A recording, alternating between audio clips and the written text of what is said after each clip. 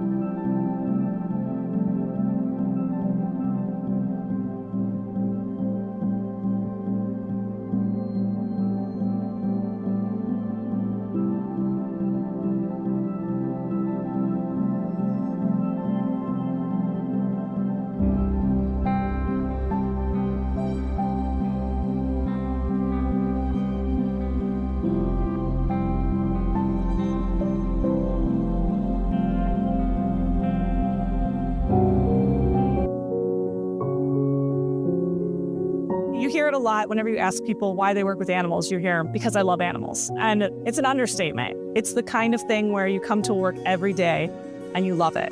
The journey that I've been on has been a really good one in the fact that I actually started coming here when I was 13, as a zoo teen, and my parents were nice enough to commit their weekends to driving me down to volunteer my time to be able just to be at the zoo. I think sometimes we forget that the zoo really provides this sense of fascination and curiosity. especially for the youth of tomorrow. I started my career here as a young 13-year-old, and it has been truly remarkable to just watch the initiatives here at the zoo as a whole grow. Watching it from a young kid to now an adult where I can serve in the community and be a voice. And that's what's truly remarkable. We are just impressed and absolutely flabbergasted with the wonderful things that happen through the Zoo Teen program.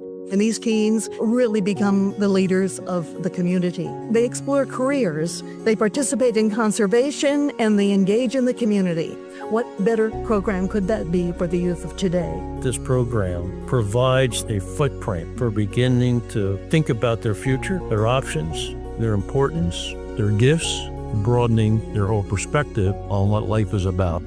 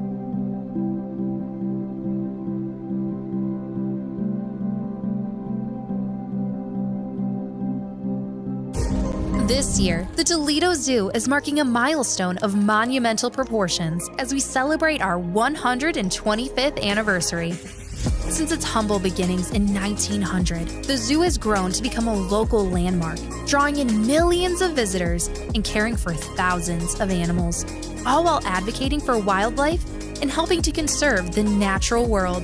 Now, 125 years later, we are thrilled to celebrate this progress with our visitors, our community, and of course, our beloved animals. We hope that you will join us throughout the year as we commemorate this special occasion with an exciting array of events, reflections, and anticipation of all that is yet to come. Toledo Zoo, honoring our past, envisioning our future.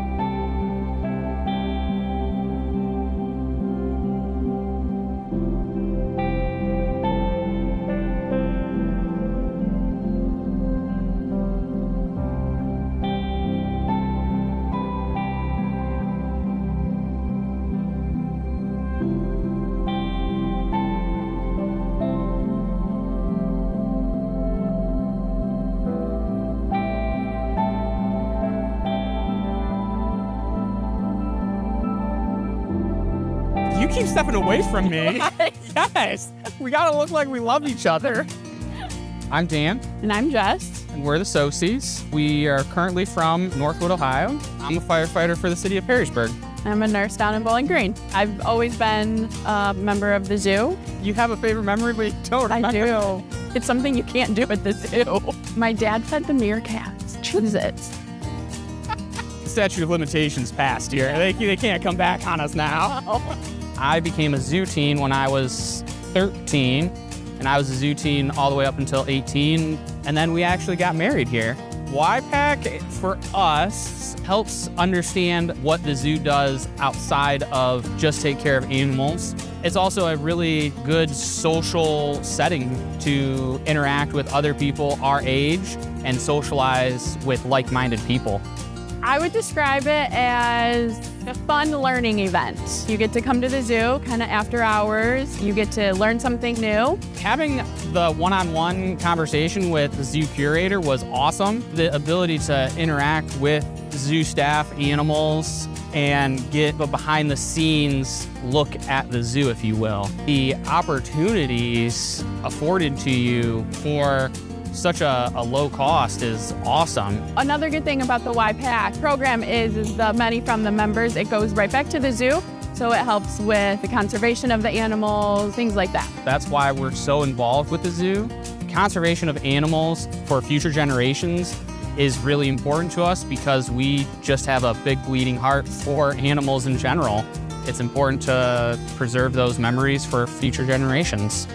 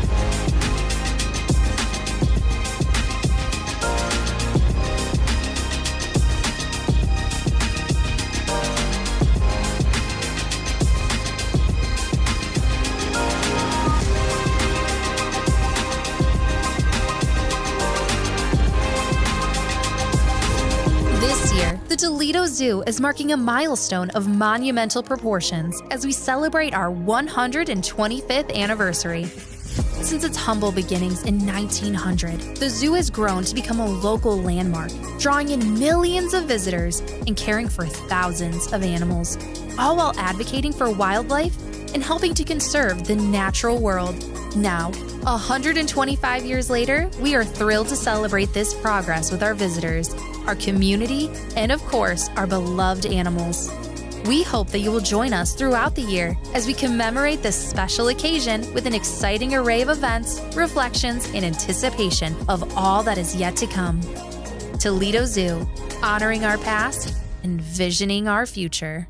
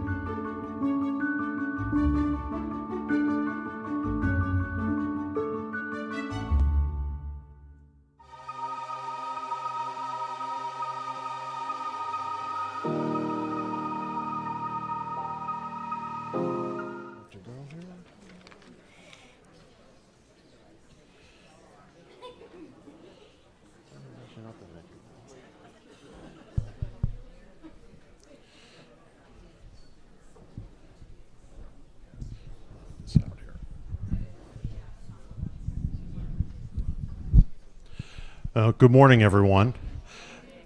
Wow, a response right and early. That's fantastic. I like that. I'm Jeff Saylor. I'm the president and CEO here at the Toledo Zoo, and I'd like to welcome you to the opening session of our 125-year anniversary symposium. So it's really amazing to be part of an institution that is 12 and a half decades old. It's absolutely humbling to be part of something that has existed for so long and has meant so much to so many people.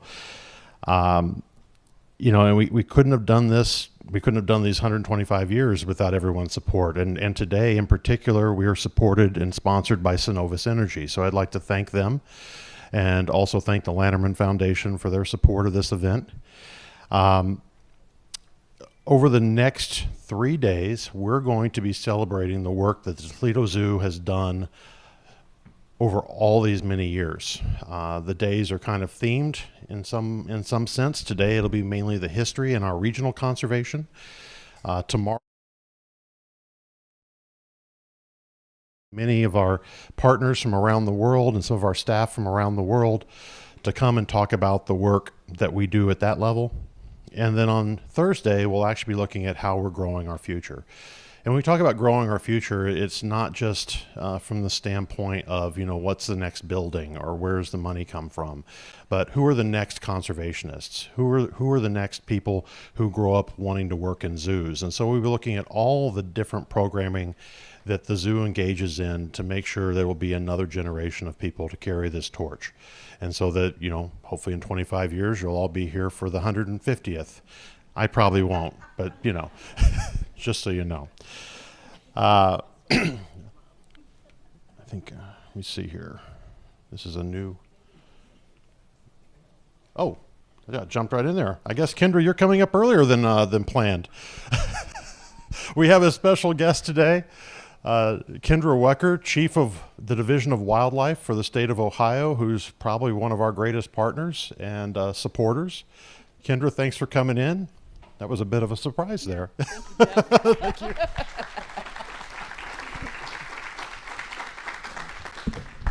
Well, that's what good staff does for you. They take care of you. So good morning, everyone. I'm very happy to be here representing the Division of Wildlife, which is the state wildlife agency responsible for the native wildlife we have here in the state. I just wanted to commend Jeff and your team on 125 years. I know you haven't been here that long, but in your 13-year tenure as the leader of this institution, we have done some amazing things together, and the benefits you have added to the state of Ohio have been tremendous. The restoration of hellbenders is ongoing in Ohio, and Toledo has been a significant partner in that. Hellbenders are our largest state native salamander.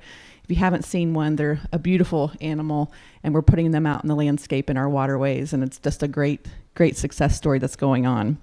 As well as Carner blue butterflies, we attempted some work here with you as well. I see Mitch Magnich today helped partner with that. And then some exhibits. We've had Frogtown and some other things here at the zoo.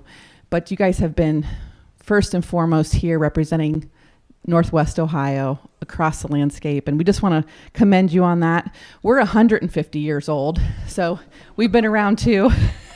Looking our age, aren't we? But with that, let me state here formally what we have to say on our plaque. But congratulations to the Toledo Zoo on 125 years of excellence in wildlife conservation. The Toledo Zoo has led vital efforts to protect native Ohio wildlife species, and the Ohio Division of Wildlife deeply appreciates their long-standing partnership and continued commitment to conserving Ohio's wildlife for generations to come. Thank you so much, and congratulations on this honor.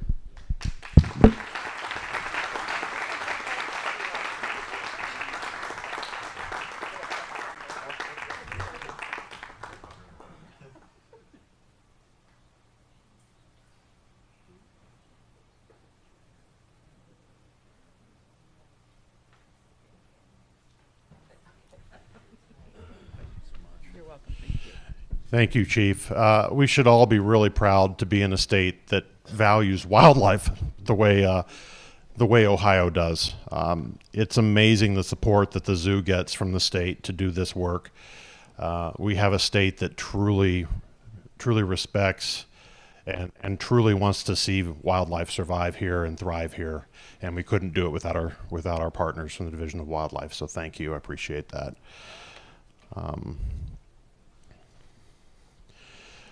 So my remarks are going to be fairly brief this morning, but I want to take a minute to kind of talk about what this zoo has meant for this community.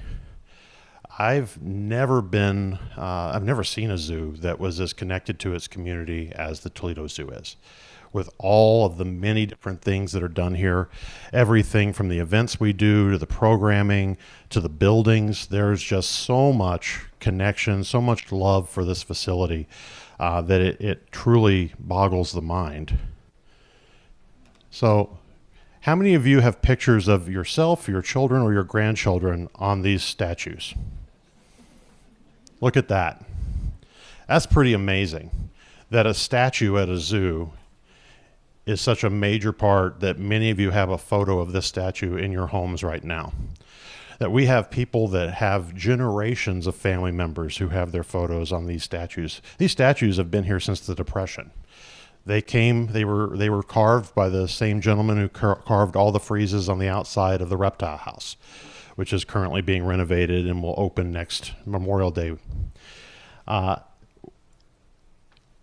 When we reached out to ask people for photos that they had of themselves on these animals or these statues, the feedback was amazing. And just to see the number of people that have these, that it's such an important part of their family's history.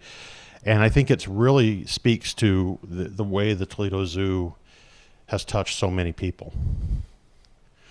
We have all these buildings on site too that, I think if I ever suggested tearing one of them down, I would be ridden out of town. This one is actually one of the oldest. It's the Carnivore Cafe that several people in this room probably remember having lions in it. Others remember going and having their lunch there. It's been here since the 1920s. And on top of this building and the lodge, we also have all of the Works Progress Administration buildings, which make up the largest collection of Works Progress Administration buildings on any one campus in the United States. I mean, they're pieces of Toledo's history. They connect us back through time to different generations. I mean, when we began the renovation on the reptile house, finding the photos of the artisans and tradesmen that built that building, and then having donors from today say, oh, that's my great-grandfather in that photo. I mean, you have these connections that go back generations. And that building in particular is an absolutely amazing piece of history. It was the first construction project that Roosevelt's attempt to deal with the Depression. It's the first project that was done in Toledo. It actually predates the WPA. It was actually a CWA, which was not meant to have any sort of staying power. The criticism at the time was that you're doing all these boondoggle projects that won't last. And then here's this building that exists 90 years later that is such an important part. And so many people, several people in this room had their careers started in that building, which is pretty amazing. I could point them out, but then they'll just get upset, so I won't. I don't know if you can see this picture very well, but there's about 4,000 people in that amphitheater. Now, how many of you have been to a concert at the Toledo Zoo? About the same number as had a picture on an elephant. Once again, here we are at a zoo, and yet we've got this concert venue that has meant so much to so many people and helps us remain relevant to as broad a swath of the population as possible. And it's not just these larger paid concerts. It's Music Under the Stars, which has been a great program for those that, want a nice evening out, want to enjoy the zoo on a summer evening. Some, it's very, very inexpensive since it's free. And you have a lot of folks from assisted living homes and what have you coming out and being able to take advantage of this. And at the same time, we're able to showcase, over time, the symphony, all of these local music acts and bands. And, it's just an amazing piece of our overall footprint and our history. Now, here's another really amazing place where the zoo makes a connection with people. This is Zoo to Do. This event is our biggest fundraiser of the entire year, and it's kind of shocking to say it's been going on for 40 years. I've worked at several zoos. No zoo that I've ever been to has an event that's lasted 40 years with the same name that has just grown and grown and grown. I believe we had close to 2,600 people this year that came and supported this event that also showcases the incredible restaurant scene that we have here in Toledo. You know, just one other way that this institution connects with its community. And, you know, last but not least, I mean, Lights Before Christmas. Is there anybody in the room who hasn't been to Lights Before Christmas? And Chief, you don't have to raise your hand. You don't live here, but this event, once again, over 4 decades in existence. It goes on the last 6 weeks of the year and represents 200,000 plus guests. It's over 20% of our business occurs in the last 6 weeks of the year at this one event. That once again, like the elephant, the concerts, all these other things, it's generational. People bring their family here. When people come back to Toledo for Christmas, one of the traditional things they do is come to Lights Before Christmas. And absolutely amazing that it has been around that long and has had that kind of impact. But you know, the zoo is also a huge economic driver. These same incredible events and exhibits and these different connections with our community has also meant that we've been able to make some incredible inroads into being an economic driver in this region. In 2025, including our capital spend, the zoo's budget is over $51 million. That comes out conservatively to nearly $130 million of economic impact in this region. And of the million plus guests that come here, over 500,000 of them are tourists to this region, many of them from the Detroit area. And we're very proud that we're bringing new dollars into Toledo. It's not just Toledoans coming and spending and supporting the economy. It's people from all 50 states and a major metropolitan area with its own zoo coming to support this region. It's absolutely amazing. And I didn't put it up here, but that support, that incredible, the compelling nature of our experience, we're at 80,000 membership households. Now think about that for a minute. 80,000 membership households. You know, they average about 4 people per household. That's a lot of people who make up our membership community. And it kind of mirrors what we see with our guests, and where we see 40% or more of our members coming from outside of this area. So people are coming and supporting this Toledo treasure, and they don't even live here, which tells you a lot about the experience that the people have here. It tells you a lot about the quality of this institution and what it means. At the same time, I don't think many people understand how many staff it takes to run this zoo. We have 250 full-time employees and 1,000 part-time employees who work here every year. And we're pretty proud of that as well, because within that 1,000 part-time employees, you have a large segment that it's their first job. This is high school kids in college that may not have held a job yet, and their first job is here at the zoo. Ironically, it's also a lot of people's last jobs. They've retired, and not last in that they never worked again, but retirees that are looking to make a little extra money. I was kind of stunned when I first started and found out that one of the people that hangs up lights for Lights Before Christmas, he was 80 years old, up in the cherry picker, hanging lights. That was kind of scary for a number of reasons, and I don't think he still does it 13 years later. But it was pretty amazing that here we have a place that's providing these opportunities to these 2 different classes of individuals. When you think about a total of 1,250 employees, though, the last time I checked, it was almost the same size as Meyer in all of Northwest Ohio. So think about that from the standpoint of a business. I often hear, well, you're a neighborhood zoo. It's like, well, we're a pretty big neighborhood zoo that has a pretty big impact here in our community. But I'd be remiss if I didn't talk about the animals. We've had many animals here that I think have been as important, as well known, if not more well known, than the buildings or the events. I'm not sure how apocryphal this story is, but it all started in 1900 with a woodchuck.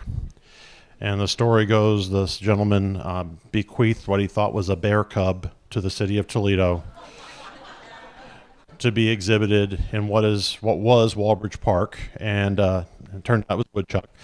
But it was a start for great things. And you'll see, from the beginning, these animals were critical and central to this zoo experience. And we have Toots the elephant that was the subject of a Blade cartoon in the editorial section because he used to get out and roam around Radcliffe and Shadowrun and would, stick his trunk into upstairs windows to wake people up in the morning. We've tried to stop that, so we don't really do as much of that anymore with our elephants for liability reasons. But here's an animal that was very well known in its time. Talk about a popular animal, Galopi the tortoise. I mean, if you were here in the 50s and 60s, there's probably more photos of people on Galopi than there is on the elephant statues. And, was around here for decades and made such a lasting impact on so many people. And we have new animals today that inspire and get people to be excited about wildlife, like Baru, our crocodile, 18 feet long.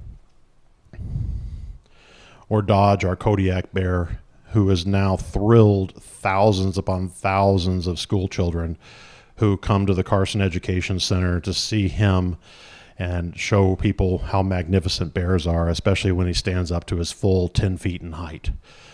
Just absolutely amazing. And, here's an animal that came to us as a rescue.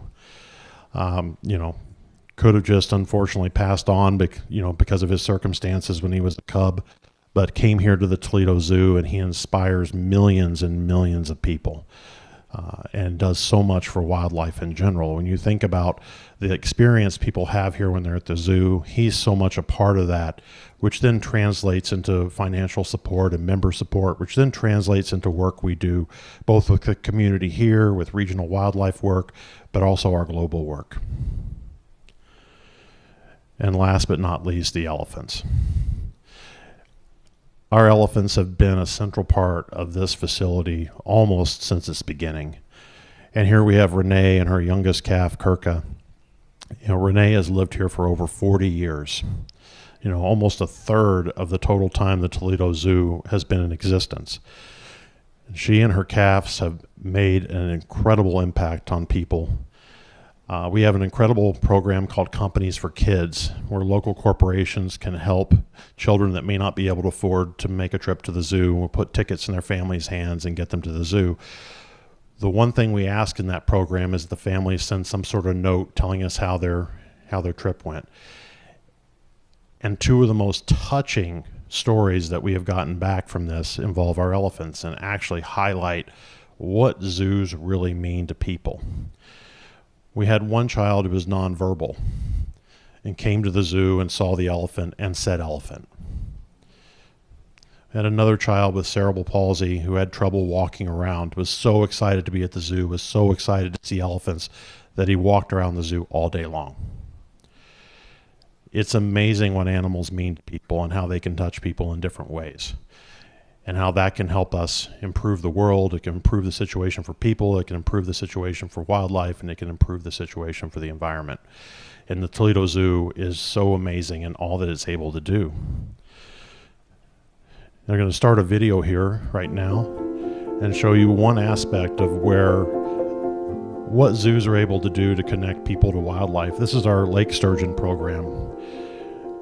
The Division of Wildlife and Fish and Wildlife Service have been so gracious in allowing us to be a part of. We've signed on to a 20-year program to put these lake sturgeon back into Maumee River. And I've never seen a conservation program that has been so embraced by the public. And what you're seeing here is the Sturgeon Fest that we started about 6 years ago. The community comes out and actually helps release the sturgeon. We have hundreds of people come every year, and the children go and they sponsor a sturgeon and put it in the release slide and put it back into the river. In this program, it's not just been the people who have come to Sturgeon Fest who have benefited from this and enjoyed it. We're contacted by fishermen throughout the lake who might catch one of these fish by accident. We get pictures of these fish before they release them back into the lake. We've seen how they use the environment from the tags we put in them that are then found by the sonobuoys out in the lake. We find the young sturgeon go from the Maumee River out to Put-in Bay. And then this last year, we found a sturgeon nearly 3 feet long who had made it back to the Grand Rapids Weir. So they're already larger than we thought they would be. They're already coming back into the river as we had hoped. And it wouldn't shock me that if in the very near future, we actually see young sturgeon that were actually produced in the river and not here at the Toledo Zoo. So just an absolutely amazing program. And Corey, if you want to let me advance to the next slide, that would be great. And then, like I said, we do a lot of work globally. And one of those programs that we've put the most emphasis into is our work with Tasmanian devils. And here you actually see 2 Toledo Zoo employees working with Tasmanian devils in Tasmania. Our zoo has been able to be one of the largest supporters of this work to keep this critically endangered animal alive. We've helped find new genetic materials within the Tasmanian devil population. We've been able to help the Tasmanian government get these back to their breeding facility, breed these animals with the captive population, and then get the animals back out in the wild again. And we've been a major exhibitor of Tasmanian devils for over 10 years now, one of the few zoos in the country that do that. And it's all part of a reciprocal program where our team, our scientists, even our videographers are over in Tasmania helping with the program, and then our guests get to see that and inspired by it back here in the United States. And last but not least, we have our native plant work. The team here at the zoo started the Wild Toledo program, I think pretty much in the fall of 2012. So it's been around for about 13 years now. They have done work in 5 different states, getting native plants restored, working with corporations, with local government, with individuals to find ways to connect our constituency, our guests, our supporters with actual real-time conservation actions that they can do that are meaningful to them. And we've seen this grow and grow and grow over the years. Last year, the revenue from this program was $500,000. So think about that, a $500,000 conservation program where we didn't have to go get a grant for it. We actually had people join us in doing this work and support it. And they actually got a benefit out of it too. Wildlife got a benefit out of it, and the Toledo Zoo got a benefit out of it. So I think you're going to see over the next 3 days some amazing, amazing work that's done here. You're going to see how impressive this zoo has been for this community for generations. And I thank you all for coming. And with that, I'm going to go ahead and hand it over to Mitch Magditch, who was our curator of education for many years and was one of the folks that started our modern conservation program here at the zoo. Mitch, if you'd like to come on up.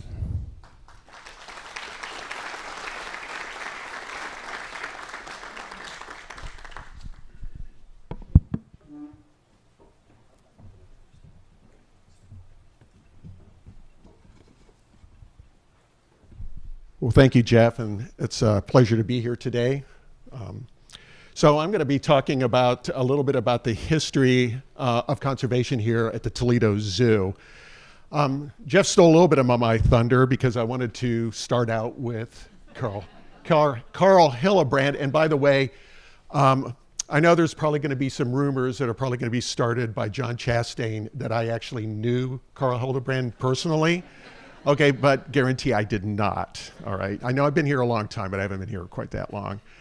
But indeed, the first species that was donated to the zoo was a groundhog, AKA bear cub, I guess. And donated by a local furniture dealer whose name was Carl Brand. And actually, he gave that groundhog to a gentleman by the name of Pete Medler. And Pete Metler was actually the commissioner of parks here in the city of Toledo. Toledo, I think, was suffering from the fact that Cleveland and Cincinnati had previously started zoos in their communities, and Pete wanted to get on board with that. So thus, the donation of this woodchuck. The 3 bear cubs you see right there, AKA not woodchucks, they actually were donated almost immediately following the donation of the woodchuck. And actually, this is the earliest known photograph of animals in the zoo's collection here at the Toledo Zoo. So I'm going to talk a little bit about foundations. So how did we get started with conservation? It was kind of a long road, to be honest with you.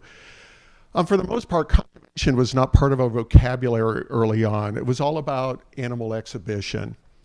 And yet today, conservation is our mission, from restoring prairies to saving species on the other side of the world. So we've come a long way in terms of our conservation programs here. This is a early photograph of the Toledo Zoo. As a matter of fact, this is the earliest known photograph of the Toledo Zoo. You notice the Victorian style clothing kind of gives you an idea of the period that we're looking at. This is actually Walbridge Park. And by the way, the zoo was actually called Walbridge Park. This whole section, well, not this section on the north side, but the south side, that was actually part of Walbridge Park early on. But the zoo actually started on the other side of Broadway along the Maumee River, and that's where this photograph was taken. So the fledgling zoo got started on the other side of Broadway, and the collection increased mostly through the donations of people from the community. Imagine that taking place today. But people in the community really rallied. As Jeff mentioned, from the very get-go, the community was highly involved with the not only continuing the zoo, but the foundation of the zoo as well.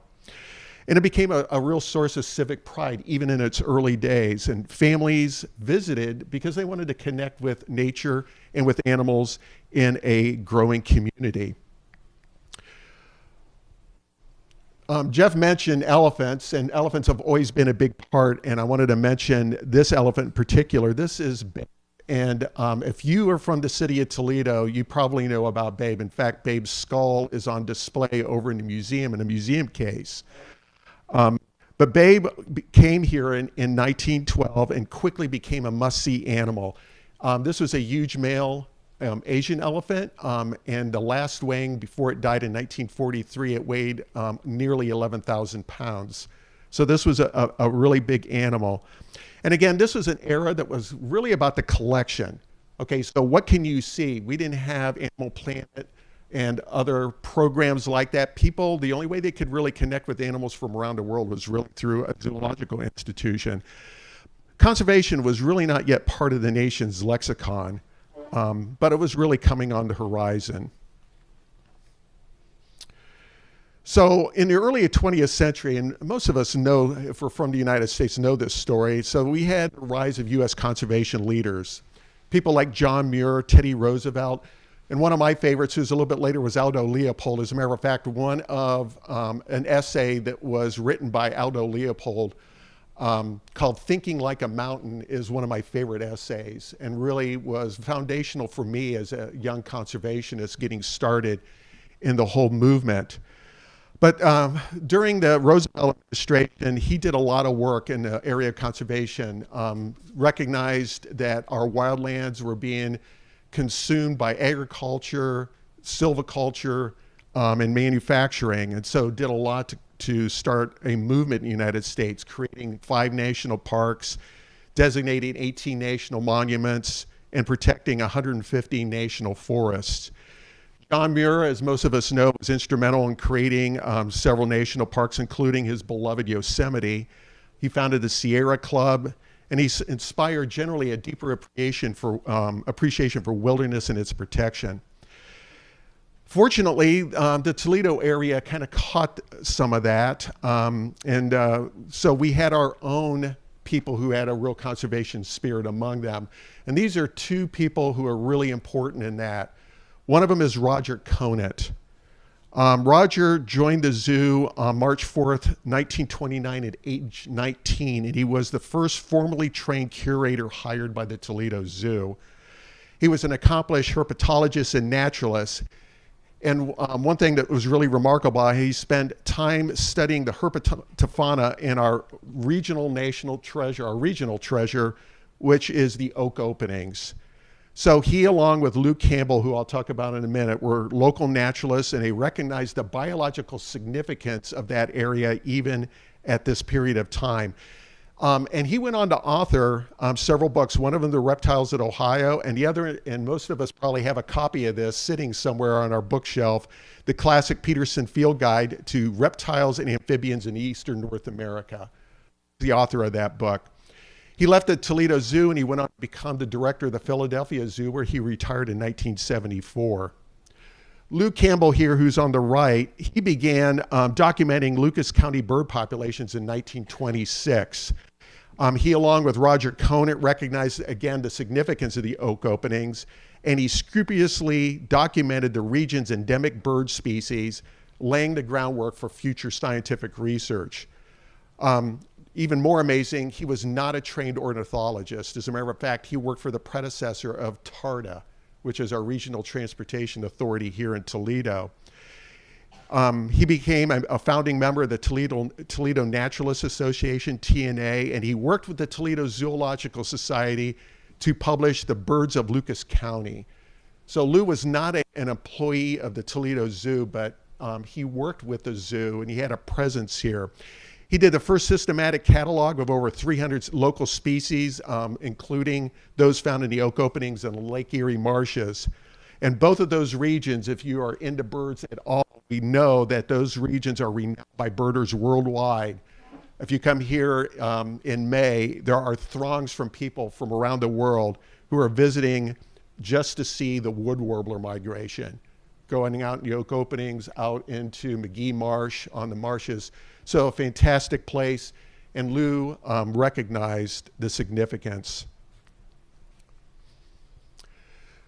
Then came along the Great Depression, okay? So the 1930s was, believe it or not, an era of major growth despite the economical hardships that we faced. As Jeff pointed out earlier, we had several relief programs, the CWA, the FERA and the WPA. These were all federal relief programs that employed local laborers and artisans. And they built many of the iconic structures that we see still standing on the zoo today. As a matter of fact, one thing about Roger Conant, he actually helped design that building, incorporating things that were unheard of the day, like natural lighting and a lot of the exhibit space. And it was considered the state of the art during its era. During that period of time, we had an individual who was really important to the zoo. His name is Frank Skeldon. And Frank, he was the zoo director at the time. What's interesting about Frank, he was actually business editor at the Toledo Blade, and he worked as director for $1 a month during that period of time. We're not going to ask you to take a pay cut, Jeff, just to let you know.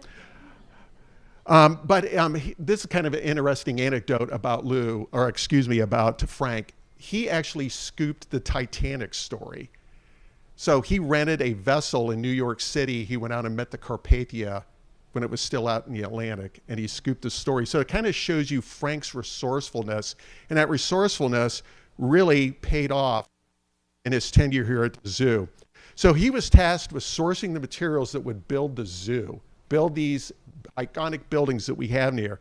So he actually, in this picture here on the right, that's the former Miami-Erie Canal that ran in front of the zoo, where the present-day Anthony Wayne Trail. He actually took the giant blocks of stone and timbers from the locks and actually utilized those in the construction of the reptile house and other buildings. He also even used buildings that were being raised here within the confines of the zoo. So in the Lion House that you see on the left, that building was built in 1907. It was raised, and the materials that were in that building he actually utilized in the construction of the reptile house.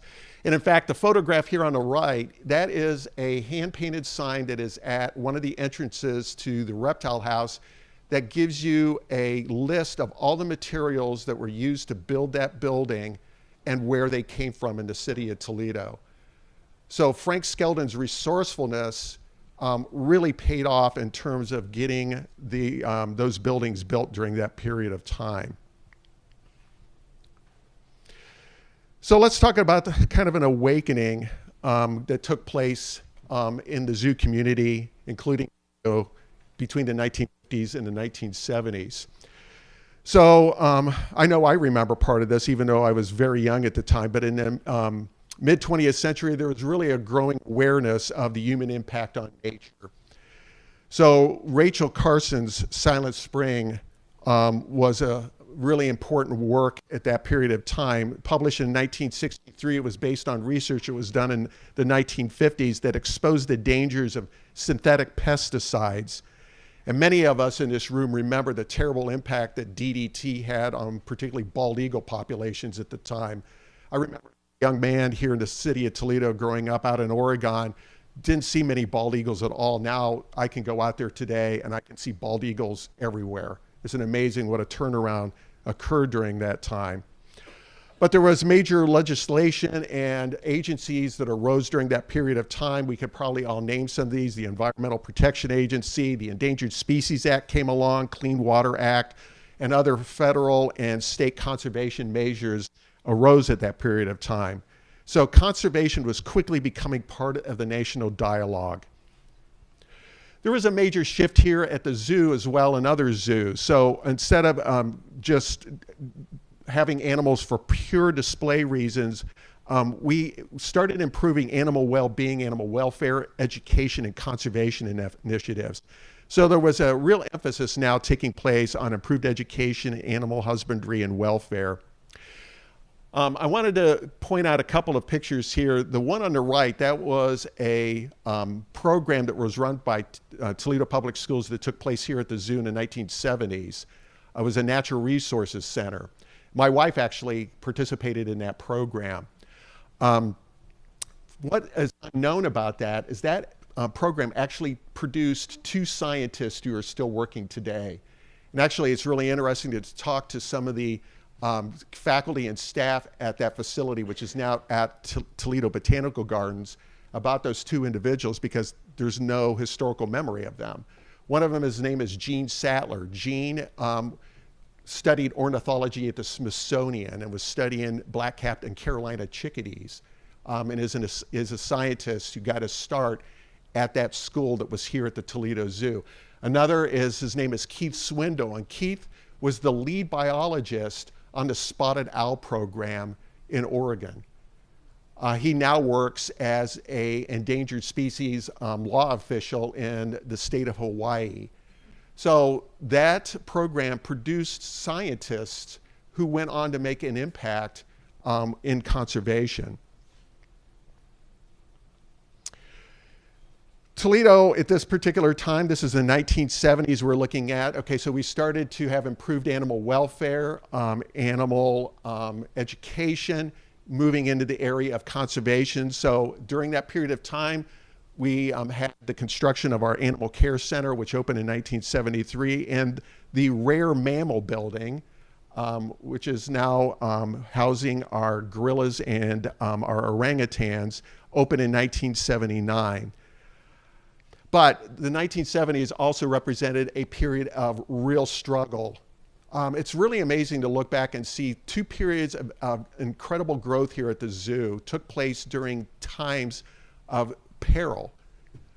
During this period of time, we were still operated by the city of Toledo. We were a city zoo. And in the 1970s, any of the cities in the Midwest, industrial Midwest, they were suffering financially because of the flight out to the suburbs. And Toledo was not immune. And so we went through a period of time here in Toledo where our economic situation was so dire that we were down to 34 full-time employees.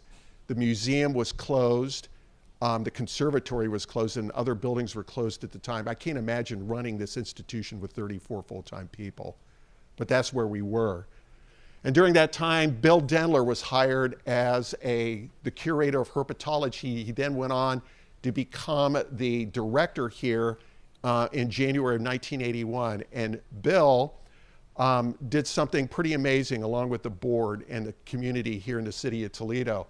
Bill was able to petition to the county commissioners and got 2 incredibly important ballots on the issue. One was for capital improvement, the other one was for operating later on.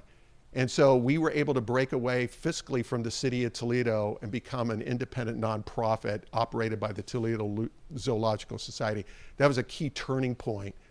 And that enabled us to do some incredible construction work here, including the African savanna, which is now called Tembo Trail. It was groundbreaking in terms of exhibitry of animals and animal welfare and animal well-being. And so that kind of moves us into our modern period of time. As I mentioned, we were really struggling, but with the construction of the African savanna, we were able to do the world's first hippaquarium. It was the first time we were able to actually view a hippopotamus in continuously filtered water from windows like the one you see here, and actually witness the first birth of a baby hippopotamus underwater through these windows shortly thereafter. But it was also a time where there was a change in the zoo community. So we started the zoo, the AAZPA at the time. Some of us remember that, which is now the AZA. They started what's called Species Survival Plan. And the goal of Species Survival Plans was to manage breeding for genetic diversity and self-sustaining populations. So zoos and aquariums ushered in a mission that was much broader in scope that included research, education, reintroductions, and field research. And the Toledo Zoo was in on that as well. So early on, we had multiple SSP programs, including lowland gorillas, orangutans, chimpanzees, cheetahs, and snow leopards, and a very young Dave Ross, by the way, for those of us who know him. But one of the key and most important elements in the 1970s and 1980s was the hiring of Dr. Peter Tolson. Peter was hired originally in 1981 as a curator of herpetology, replacing Bill Denler. And then Peter segued to his new position as director of conservation and research. But Peter is mostly renowned for his work with his beloved West Indian boas. So the Mona Island, Virgin Islands, and Cuban boas. He did field work throughout the West Indies. But particularly at his Marine Corps stomping grounds at Guantanamo Bay, Cuba. That's where he really fell in love with these boas and the other herp life that was in the area, amphibians and the reptiles. So Pete did something amazing. He did a boa reintroduction program on 2 islands in the West Indies. One was an introduction in 1993 on Cayo Ratones in Puerto Rico, and then a later reintroduction on Stephen Key in the U.S. Virgin Islands. So Peter worked collaboratively with a number of other zoos on this project, and because of his ability with breeding these animals, was awarded the AZA Edward H. Bean Award for the program in 1987. My introduction to Peter was through this critter. This is the Karner blue butterfly. Prior to coming to the zoo, I worked for the Division of Natural Areas and Preserves here in the state of Ohio. I did work for them in surveying Lucas County for any remnant populations of the Karner blue butterfly, which later on became a federally endangered species. Pete was really interested in my work that I did prior to my employment here at the zoo. And so, it led to a field trip up to Allegan, Michigan, where there were still extant populations. And that's all it took Pete to really get bitten by the bug, so to speak, on local conservation. So Peter really fully embraced that program. And in 1998, we were able to, the Toledo Zoo under Pete's leadership, conducted the first U.S. introduction of an imperiled butterfly at the Nature Conservancy's Kitty Todd Preserve in western Lucas County. Other sites within the Oak Openings region followed, and over the years, over 15,000 adult Karner blues were released into the Oak Openings. We went on to work with other imperiled butterflies, such as the frosted elfin, purplish copper, swamp middlemark, and Mitchell satyr. Little note about Pete: I've never met a man going into the field have more endurance than Peter Tolson. I don't know how many times I went into the field with that guy on a day that was 95 and 95% humidity. He would never take water into the field. People would be dropping like flies. Peter would be going like crazy. His endurance never ceased to amaze me. Because of the work that we did with these butterflies, the Toledo Zoo was presented with the AZ8 Top Honors Award for the North American Conservation Award for the zoo's Oak Savanna Butterfly Conservation Program. So it marked a further milestone in the zoo's conservation efforts, and also began a more concerted effort by the Toledo Zoo to do local conservation research, captive breeding, and reintroductions. Under Peter's leadership, there were other programs that appeared. I'm not going to spend a lot of time on these because we're going to have speakers that will be talking about them at length, but one is the Kahanzi spray toad, an animal that existed in the spray zone of falls that occurred in the Kahanzi River in Tanzania, and the other one, and this is our longest running conservation program that we have right now, and that is with the Aruba Island rattlesnake. So let's talk about the present and the future. So the 2010s brought in new leadership with the arrival of Jeff Saylor, and Jeff's arrival really launched new ventures, both international and local conservation, and attention on something that actually I don't see a lot of zoos paying attention to, and that is human-wildlife conflict issues. So there's a lot of ongoing initiatives taking place now that honor Peter's impact and expand his vision. The Toledo Zoo is recognized as a major player in global conservation work. Internationally, the Toledo Zoo, with our valuable partners, are working in the Solomon Islands on behalf of the threatened Santa Cruz ground dove. In 2022, the zoo hired Joe Wood. Joe's with us here today. And as the manager of international conservation programs. So Joe is really boots on the ground managing the operation in the Solomon Islands, where the zoo is leading the development of conservation breeding center for endemic species, and also along with projects going on currently in Asia, Latin America, and Africa. And in Brazil, the zoo is supporting efforts to restore habitat connectivity for one of the world's most threatened primates, the pied tamarin. And again, more to come on those programs. Ongoing initiatives continue to honor Peter's impact and expand his vision. The zoo is committed to conservation through zoo's infrastructure, but also zoo is committed to and involved in community conservation efforts. So the Wild Toledo program helps to involve local individuals and local schools in community conservation programs. Again, we are committed to operationally improve what we do here at the zoo with particularly our solar array that's over along the Anthony Wayne Trail with this like green roofs that you see here. So we want to demonstrate that we are living our mission, not just talking about it.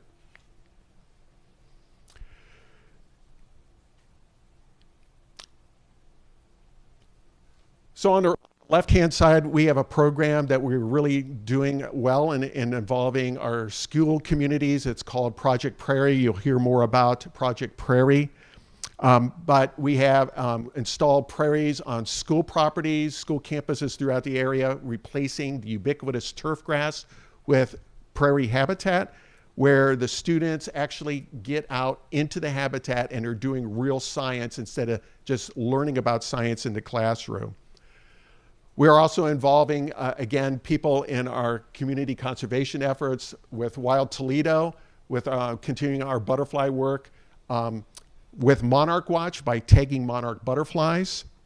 We've had a number of those tags that have been returned. But we are also confronting rising conservation challenges. So pollinator declines and climate change heighten this urgency. So Wild Toledo is investing heavily in prairie habitat development and restoration as part of our effort, again, to reduce turf grass and create habitat for pollinators.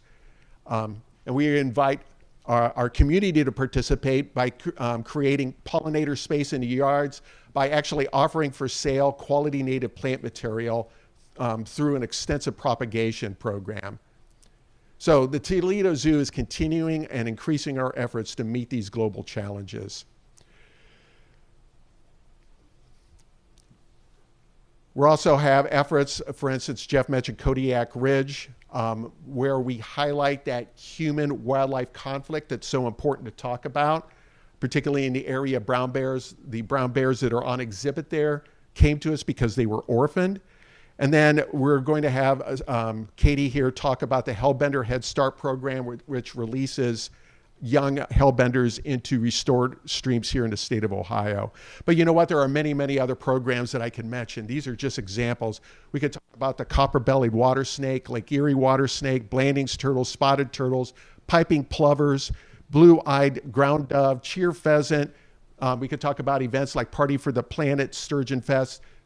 We have a lot that is taking place nowadays in the area of conservation research. And I'd also be remiss if I didn't give a shout out to the many NGOs, government agencies, and scientists whose assistance makes all of these things possible. So over our 125-year history, there are 4 words that really have come to define us, and these are part of our mission statement: enjoy, inspire, educate, and act. So the Toledo Zoo is committed to inspire our guests to join us in being advocates for wildlife and conserving the natural world by providing fun, awe-inspiring, and educational experiences. By joining us, others help build a movement that cares for animals and creates a shared space for wildlife in our world. Our mission is now more important than ever. At our 150th anniversary, I can imagine that we will be celebrating a Maumee River full of lake sturgeon and restored prairie habitats throughout Northwest Ohio that continue our conservation leadership. But conservation is about just what the zoo does. It's what we do together. Every employee, every volunteer, every visitor, every student, every household, and every community is part of the story as we continue to build on the legacies of conservation giants like Teddy Roosevelt, Aldo Leopold, John Muir, and locally, Roger Conant, Luke Campbell, and Peter Tolson. So this then is our legacy, and it's our charge to care for the future as the generations before have cared for animals within the boundaries of the zoo and outside the boundaries of the zoo in habitats locally and in our community and around the world. Thank you.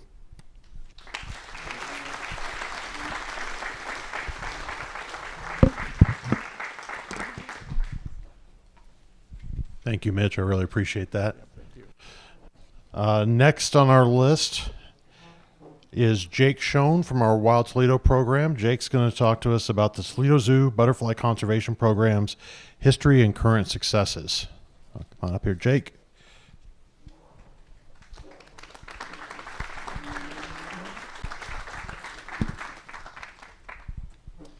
Thanks, Jeff, and thanks everyone for coming out to the symposium today.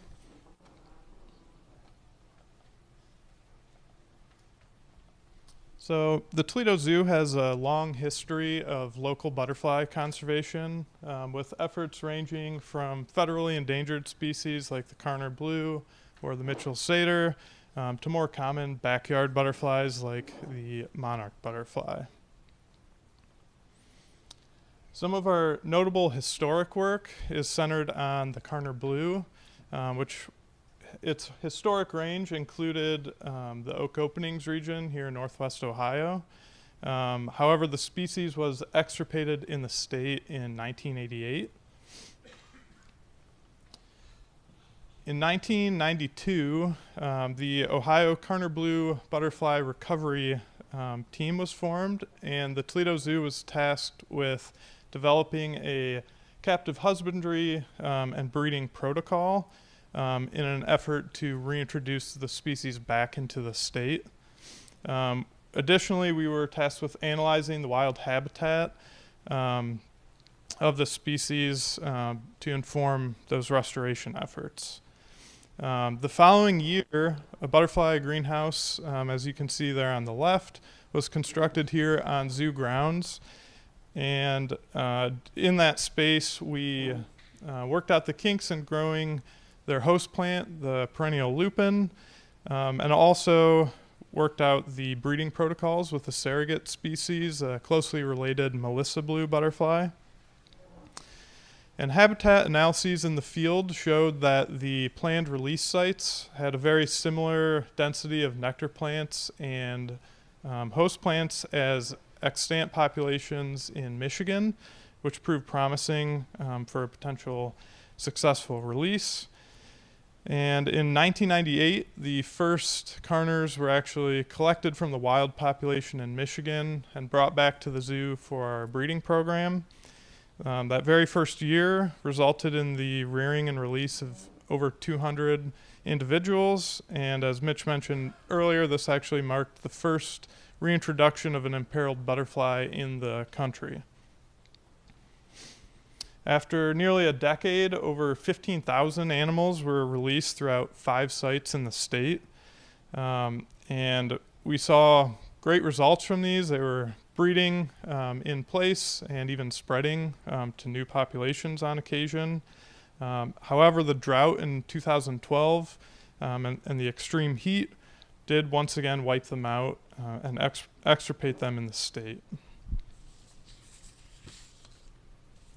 Captive breeding continued through and beyond 2013 and was coupled with additional studies by the zoo and other organizations looking at the requirements for carners in the wild and ways in which we could contribute to them persisting here in the state and also throughout their entire range.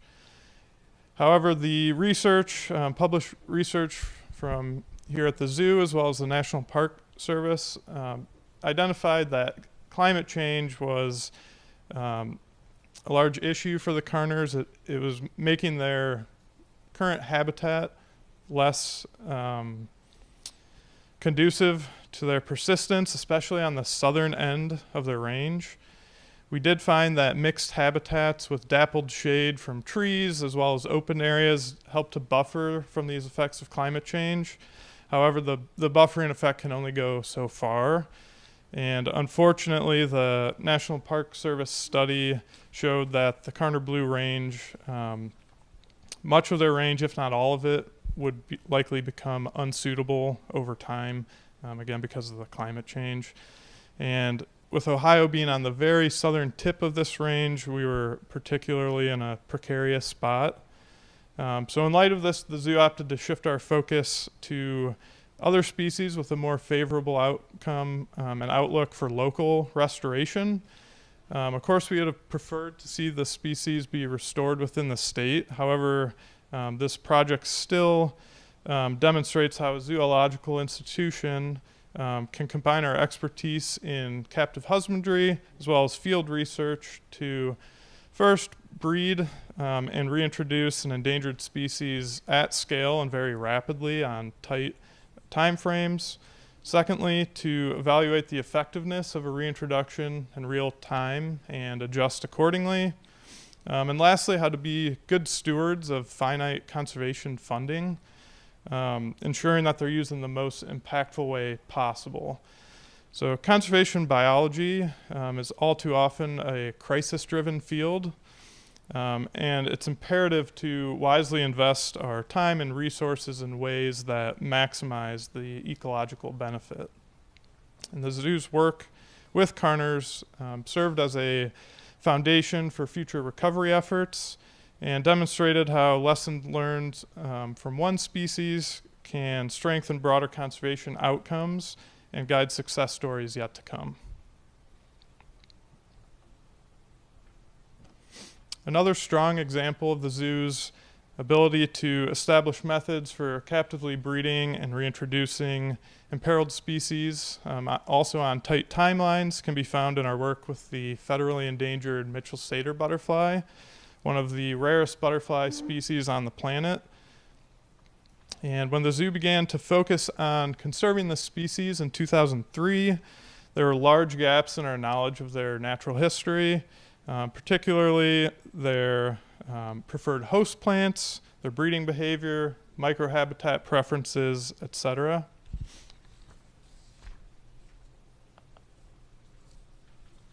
And establishing a captive colony of the Mitchell satyr here at the zoo allowed our conservation staff to identify many of these life character or life history details, particularly the caterpillar's host plant preference.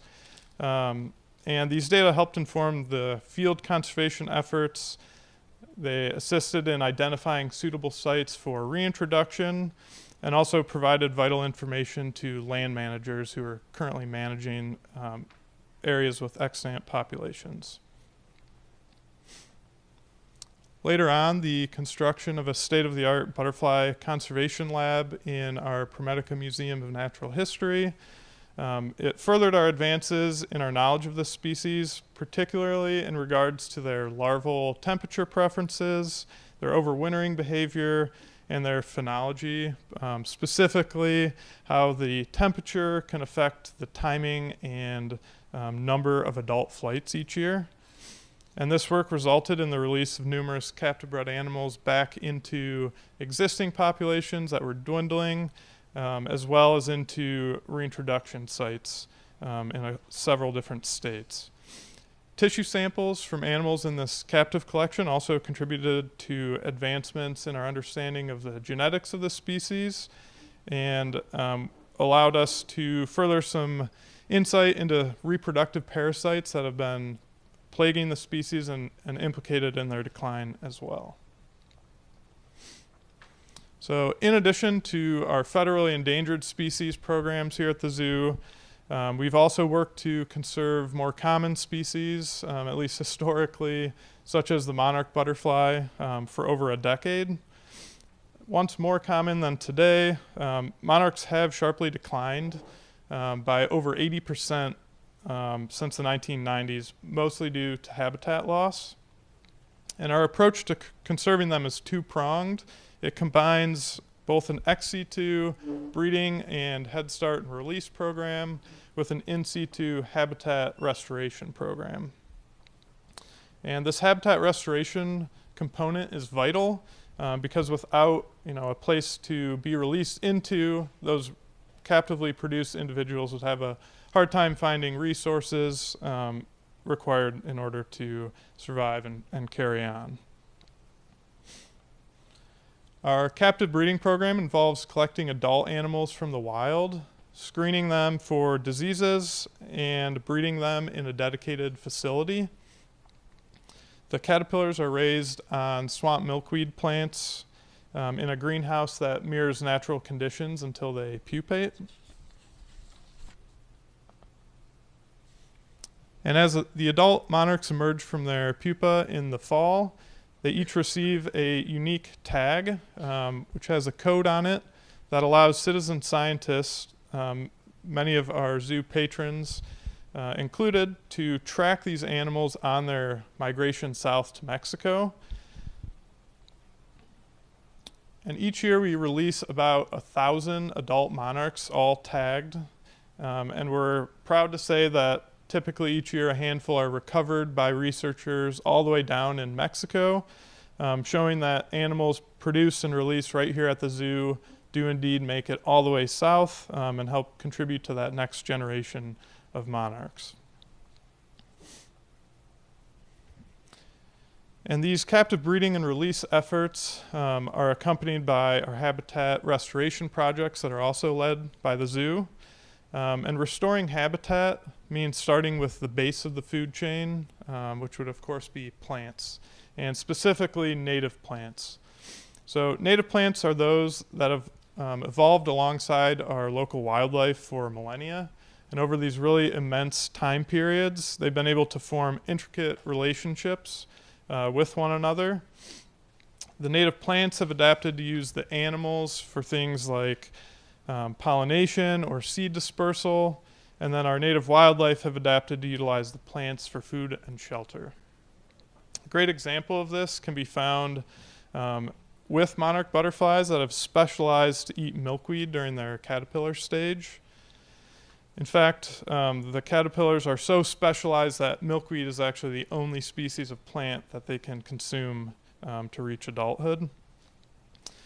And so to effectively restore monarch habitat, we need to get more milkweed and more nectar plants out on the landscape. So in pursuit of this goal, in 2013, the zoo founded the on-grounds habitat restoration projects. Over the last 12 years, more than 20 native prairies have been installed throughout the zoo grounds, and native plants have also been heavily incorporated into our more formal landscapes as well as into animal exhibits. And our campus now serves as an ecological oasis, supporting a wide suite of native flora and fauna, including, of course, the monarch butterfly.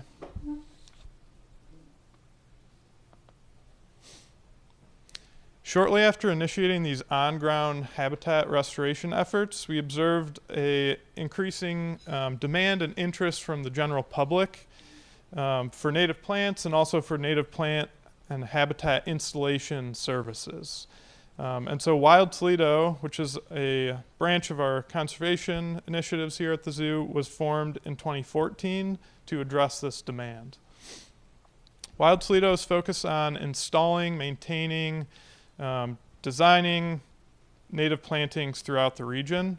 And our services include native prairie installations, which are more wild type habitats, a native retail nursery, which sells potted native plants for homeowners to incorporate into their gardens on their own, as well as a formal native landscaping service.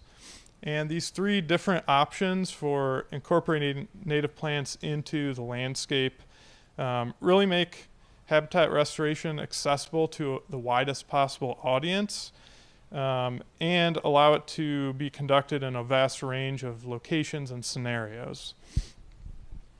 From homeowners to corporate campuses to schools, municipalities, and beyond, Wild Toledo can tailor a native plant installation to meet these very specific and various needs. So whether you have a small yard with strict HOA requirements or a formal landscape to blend in with your neighbors, or even a large field in a rural setting, even a small high-rise apartment balcony can be effectively converted into wildlife habitat. And Wild Toledo can kind of address all of these different scenarios with our various offerings. We allow the public to engage in a more DIY way, or can take out all the guesswork and handle the planning, designing, installation, and maintenance, again, just to make it as accessible as possible. And these options are great because they allow the public to directly engage with conservation in a very tangible way. Offering these services to the public allows us to extend our conservation efforts far beyond the boundaries of the zoo's campus. As of this year, we've installed 120 native prairie habitats throughout the region, as well as 84 and counting formal native landscapes also throughout the greater region. And of course, these installations all do support the monarch butterfly, but there's a massive spillover effect.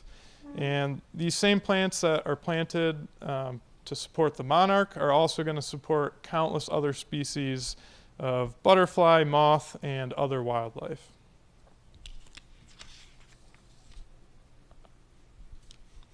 In fact, of the 500 species of native plant that Wild Toledo grows here in our on-campus nursery and incorporates it into our habitat installations around the region, these 500 plants support the caterpillar stage of over 1,000 different species of moth and butterfly. And then the nectar and pollen of these plants go on to support countless additional species as a food resource. All the caterpillars in these photos were actually found utilizing Wild Toledo installations, both here on grounds, some very small formal landscapes, and the swallowtail caterpillar in the upper left was even taken on a tiny planter on someone's balcony downtown Toledo. So our effects have a very wide-ranging, impact. So focusing our habitat restoration efforts on entire habitats and communities rather than an individual species allows us to support conservation of a far greater array of species than if we were to target them individually. And by taking action to sustain many of these species while they're still common, we ideally can help prevent them from ever becoming imperiled to begin with, reducing that need for the more dire and intensive measures like captive rearing and reintroduction. This community-based approach also creates opportunity for the public to play a direct role in local butterfly conservation. Every native planting, whether it's a small pot on the balcony or a multi-acre prairie, can contribute to this growing network of habitat that supports butterflies and countless other species of native wildlife. If you'd like to join us in our mission of conserving local butterflies and other wildlife, I'd invite you to visit our webpage at wildtoledo.org or email conservation@wildtoledo.org, and we'd be happy to discuss the ways in which you can extend our conservation efforts into your own yard. Thank you.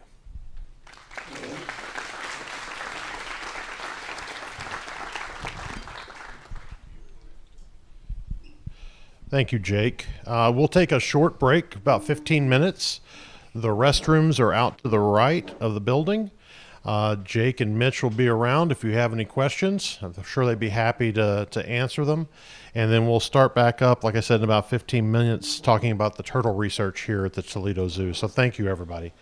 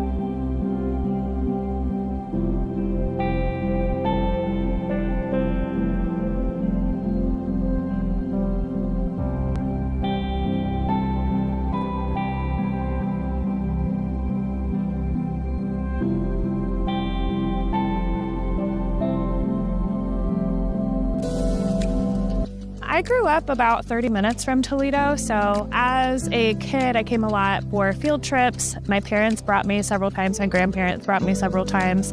It was the reason we went to Toledo most of the time. I work at Leadership Toledo, and I'm really passionate about community building, sustainability, and conservation. In 2019, when I moved back and really wanted to integrate myself into the community and have an impact in growing our community, I joined YPAC to get even more involved with the zoo. YPAC is certainly for networking and socializing, but I think beyond that, it's connecting to community in a really meaningful way, helping to learn more about our zoo program so that we can be advocates for our zoo. We have like a really fantastic institution in the Toledo area, and learning what that impact is in our community and globally. I've stayed at YPAC member because of the connections that I've made. It's helped me connect to people who think like me, who care about the same things that I care about. I would say if you're passionate about conservation, you're interested in animals and animal care, and behind the scenes opportunities, the networking opportunities, and then just being able to socialize with your friends is totally worth it.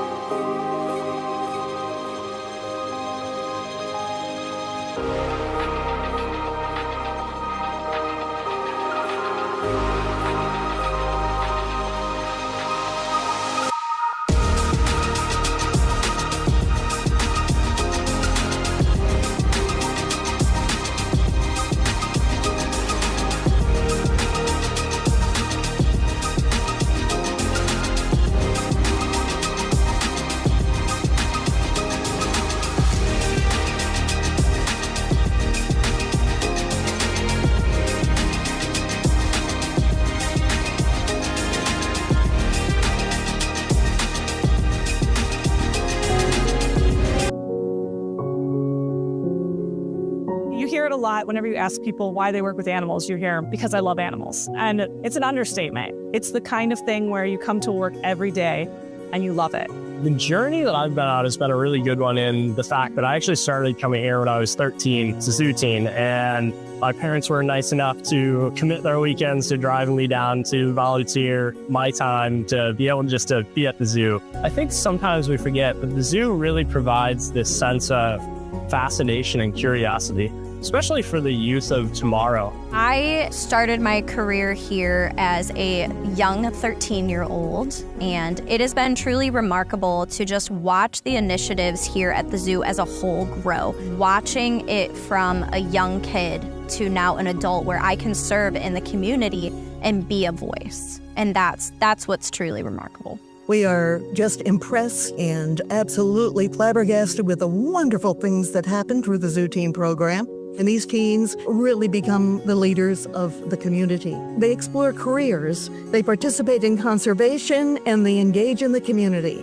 What better program could that be for the youth of today? This program provides a footprint for beginning to think about their future, their options, their importance, their gifts, broadening their whole perspective on what life is about.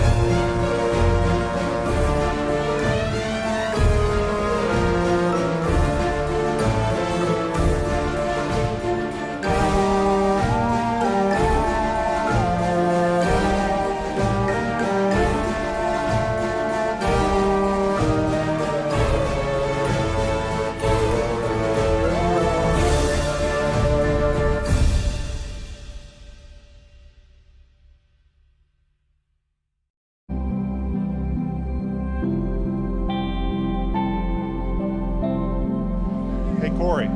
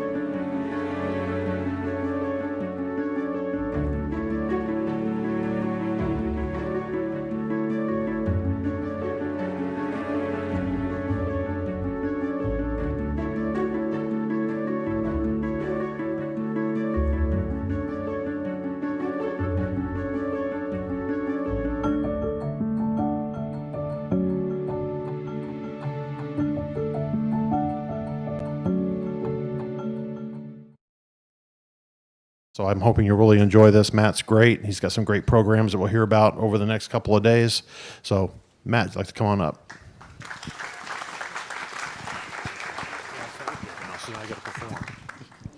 Thank you. That's not going to work. All right, so I guess we'll go ahead. Is that how that works? Ah, cool. All right, so I'm going to try to summarize 25 years of turtle research here at Toledo Zoo in a shorter amount of time than scheduled, so we can try to get you guys back to lunch on time.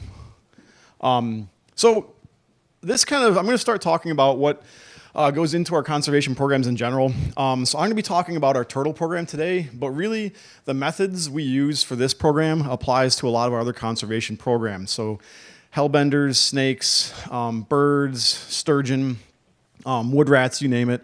And so one of the reasons we do this work is because we're facing an unprecedented amount of biodiversity loss. Now we can argue and wax philosophically on what the actual causes are, but at the end of the day, we are still experiencing a lot of loss of biodiversity, and we do have some responsibility in this.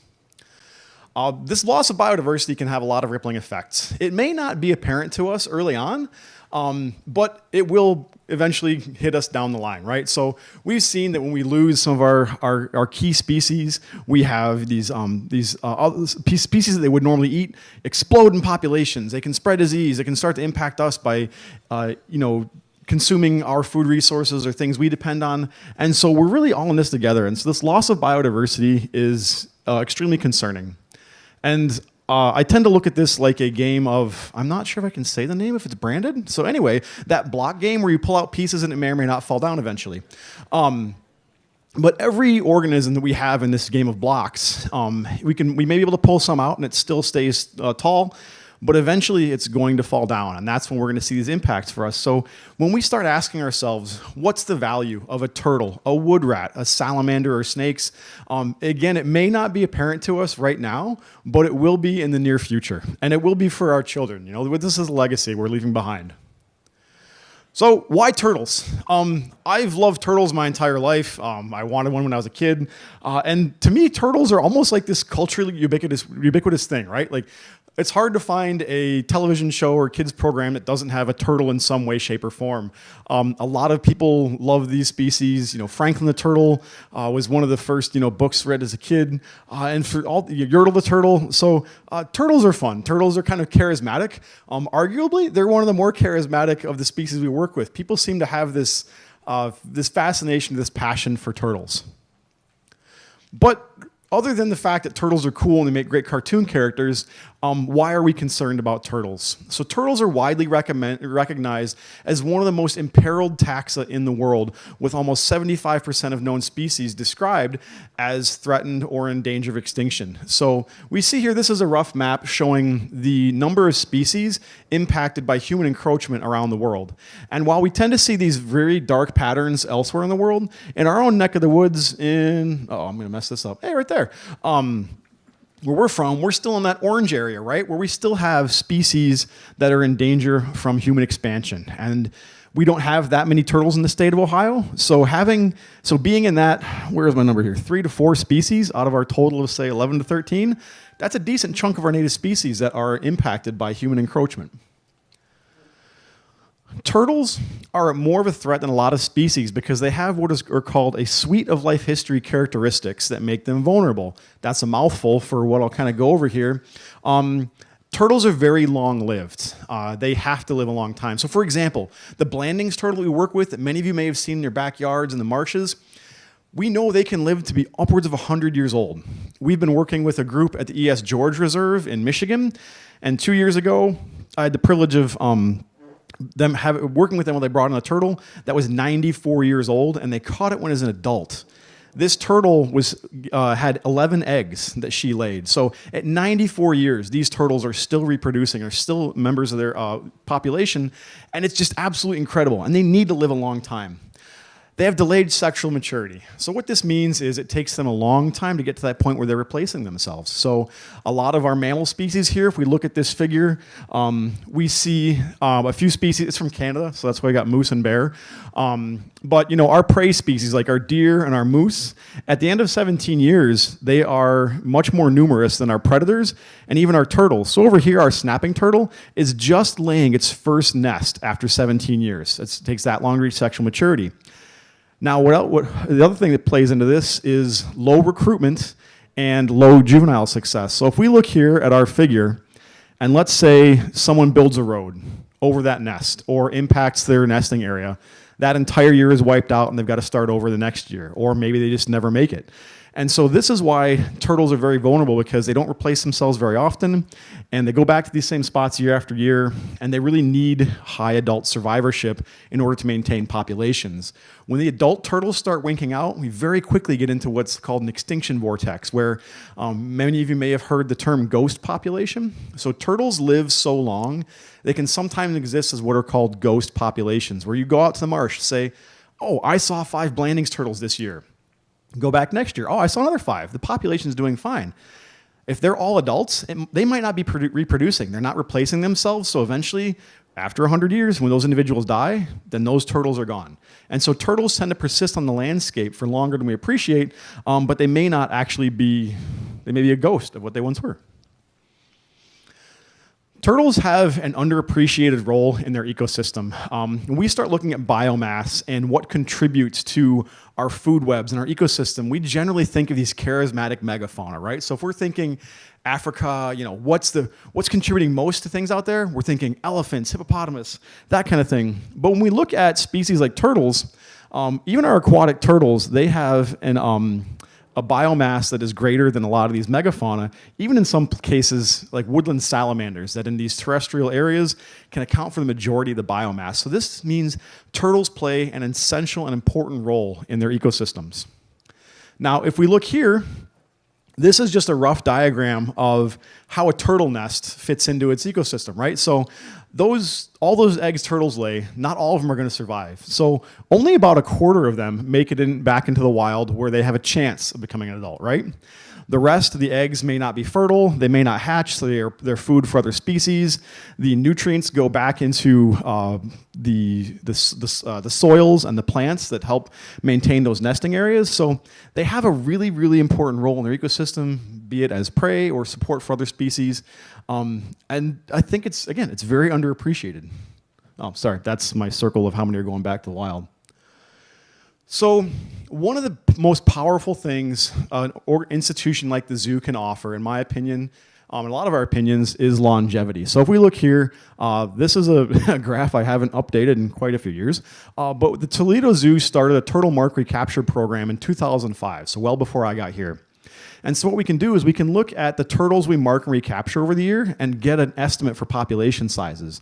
Now these little peaks and troughs here we see are most likely due to survey effort, but with a lot of populations we see, you get these blips, right? So one of the powerful things of the zoo is we can do this even if we don't have a whole lot of funding. So we support this, and so I'm going to pick on grad students. I was a grad student for a very long time. There's nothing wrong with that, but we have limited resources, right? So if I'm a grad student, I might have 2 summers to sample a turtle population. And if my points here are 2009, 2010, I might say, holy cow, the turtle population here is exploding. We don't need to spend any conservation money on turtles. Let's go have a drink. Turtles are fine. But let's say I'm doing it over the next 2 years. My conclusion might be very different because right now I'd say the painted turtle population at this pond crashed. Painted turtles are the most common species of turtle we see on the landscape. If they're crashing, that means we have a serious problem. So our conclusions can really vary depending on where we're taking these samples. Our long-term data set, we have the longest-term data set for turtles in the state of Ohio. What this lets us do is look at these populations. And so if some, like Metro Parks, this is from Wiregrass Lake, says, you know what, people only said they saw like 5 painted turtles this year. Is this a problem? It could be, but we've seen this before, right? So let's wait a couple years, look at this, what the numbers do, and this really lets us make much more informed conservation decisions so that we can make sure we're maximizing our effectiveness. So the Toledo Zoo's turtle research really focuses on 3 main species: Blanding's turtles, spotted turtles, and box turtles. Blanding's turtles and spotted turtles are currently under consideration for listing under the Endangered Species Act. Box turtle is a species of concern in the state. A lot of the methods we use to assess these species are very similar, and so today I'm going to talk about our turtle research from the lens of Blanding's turtles.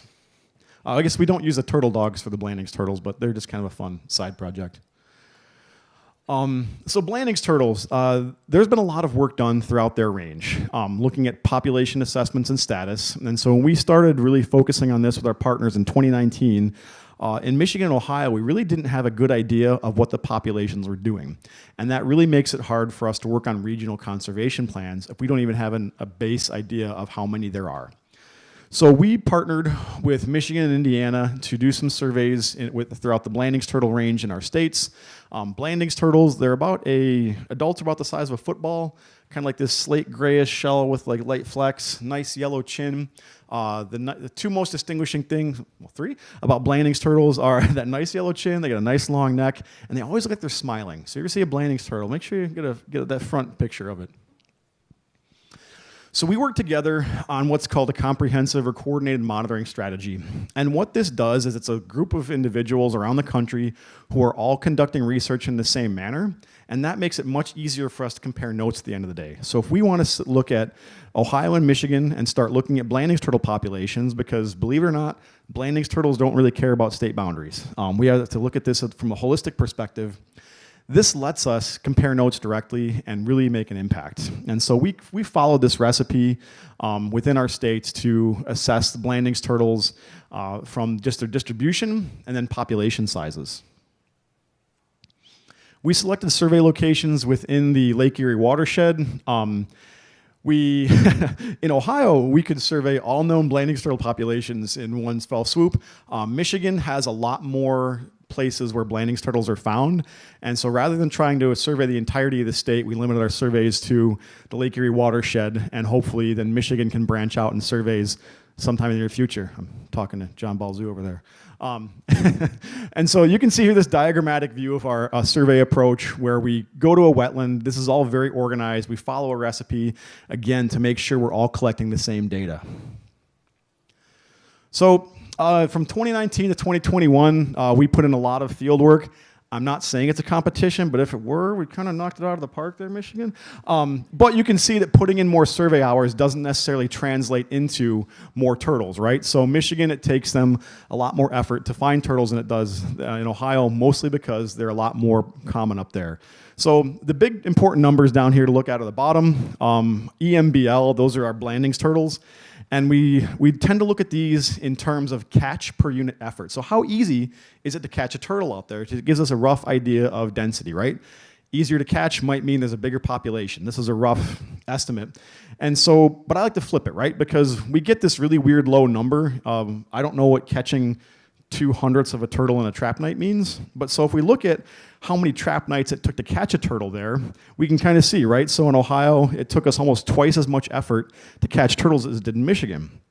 Now, if you remember, I was talking about this coordinated monitoring strategy. We can compare this between other states, and there's some hanging things there on the side. But this is the nice part about this strategy, is then we can start looking at this regionally and make comparisons and say, well, we weren't as bad off as Pennsylvania, but, it took us a lot more. Oh, man, I can't go. Uh-oh. I don't know if I can go. Can I go back? Yeah. But it took us more effort to find turtles than it did some of these other states. And this varies within states. So if we break down our sites that Toledo Zoo, OBCP with Ohio State University, and Michigan Natural Features Inventory looked at, this is our trap nights per number of Blandings turtles. So really low bars mean it was easy for us to get Blandings turtles there. High bars mean it took a little bit more effort. And so you can see this varies site by site. And so it's really important we break this down so that we're not making a general assumption about them throughout the entire state. And we can focus our efforts on where they're really needed. This just shows, again, kind of the variation we see within our sites. Total number of turtles captured, number of recaptures, and you can see it's my honey hole, it's our hot spot, right? There's a really good site in this state where we can catch Blandings turtles, and we're going to talk about that here in a little minute. We can look through here. These are our long-term trap sites, so these are where we can really get mark recapture numbers and get these population estimates. So we looked at this from a couple of different approaches, and I can already see your eyes glazing over, so I'm not going to bother going into the minutia of this, but what this does is it estimates a density of turtles at the site and gives you rough population estimates. And we found that we saw a lot of variation in our sites, but we do have some hotspots in this state that were really encouraging. We followed this up by doing it using three different methods, so we can kind of double check ourselves, right? If one method is saying one thing, hopefully another is saying the same thing, so we get some trends. And this lets us look at these sites and double check our efforts and really approach this from a multi-technique strategy. So overall, we found that our methods of looking at spatially explicit capture recapture worked. They did leave us with some questions, and so it's really nice to have multiple methods to serve as a system of checks and balances, so we're making some informed conservation decisions. And what we've pitched and what we're working on with the state is this multi-metric worksheet. So we'll be able to go through each site and evaluate what we know about the turtle species and designate priority conservation areas. And so this product is in our conservation plan, and we hope to roll it into a recovery implementation strategy with our next round of CSWIG funding. We also collect a lot of genetic samples, so blood from our turtles. While we're out there handling these animals, they're threatened. We want to make sure we're getting as much data as we can. So our partners at Purdue looked at genetics of Blandings turtles throughout the Midwest. And what this shows within Michigan, Indiana, Ohio are kind of the allele frequencies. So what these pie charts are showing you are the dominant genes or the alleles in those populations. And we see three kind of patterns jump out, right? So Indiana's purple, Ohio's mostly blue, Michigan's mostly orange. There's a few weird sites in Ohio we really can't figure out yet, but we see this general pattern. And our geneticists don't like this slide because it's not, it's kind of a speculation, but we see these are all considered one population, but these different colors mean we might be seeing the very first steps of this one population starting to separate out, right? Blandings turtles live over 100 years, so it's going to take a very long time to see these impacts. Who knows what's missing from this image that we used to have in Ohio? We've lost 92% of them. Our wetlands, right? The Great Black Swamp used to sit right in the middle of this and would have connected these aren't separate populations yet, but this would have connected these like a turtle superhighway. So the loss of this massive wetland system might have an impact on these turtles down the road, but it's going to be a very long time before we actually see this impact because they live so long. And so these are kind of like the fun little puzzle pieces we get to put together when we're working on these programs. Looking at the effective population sizes, so what that is it just looks at the number of alleles in our blood samples and estimates, where our turtles are most prevalent. If we look at our classic biology 5500 rule, so preventing inbreeding risk and inbreeding and long-term drift, there we go. We can start to see some trends in the state where some of these sites are on the low or high end. What was really more interesting to us is I mentioned that hotspot we have in the state. we caught so many Blanding's turtles there, we were able to kind of subset out our data and start looking at how many samples we need to get accurate population estimates. And it's somewhere between 30 and 70, which can be kind of a daunting task, but at least we have a starting point now.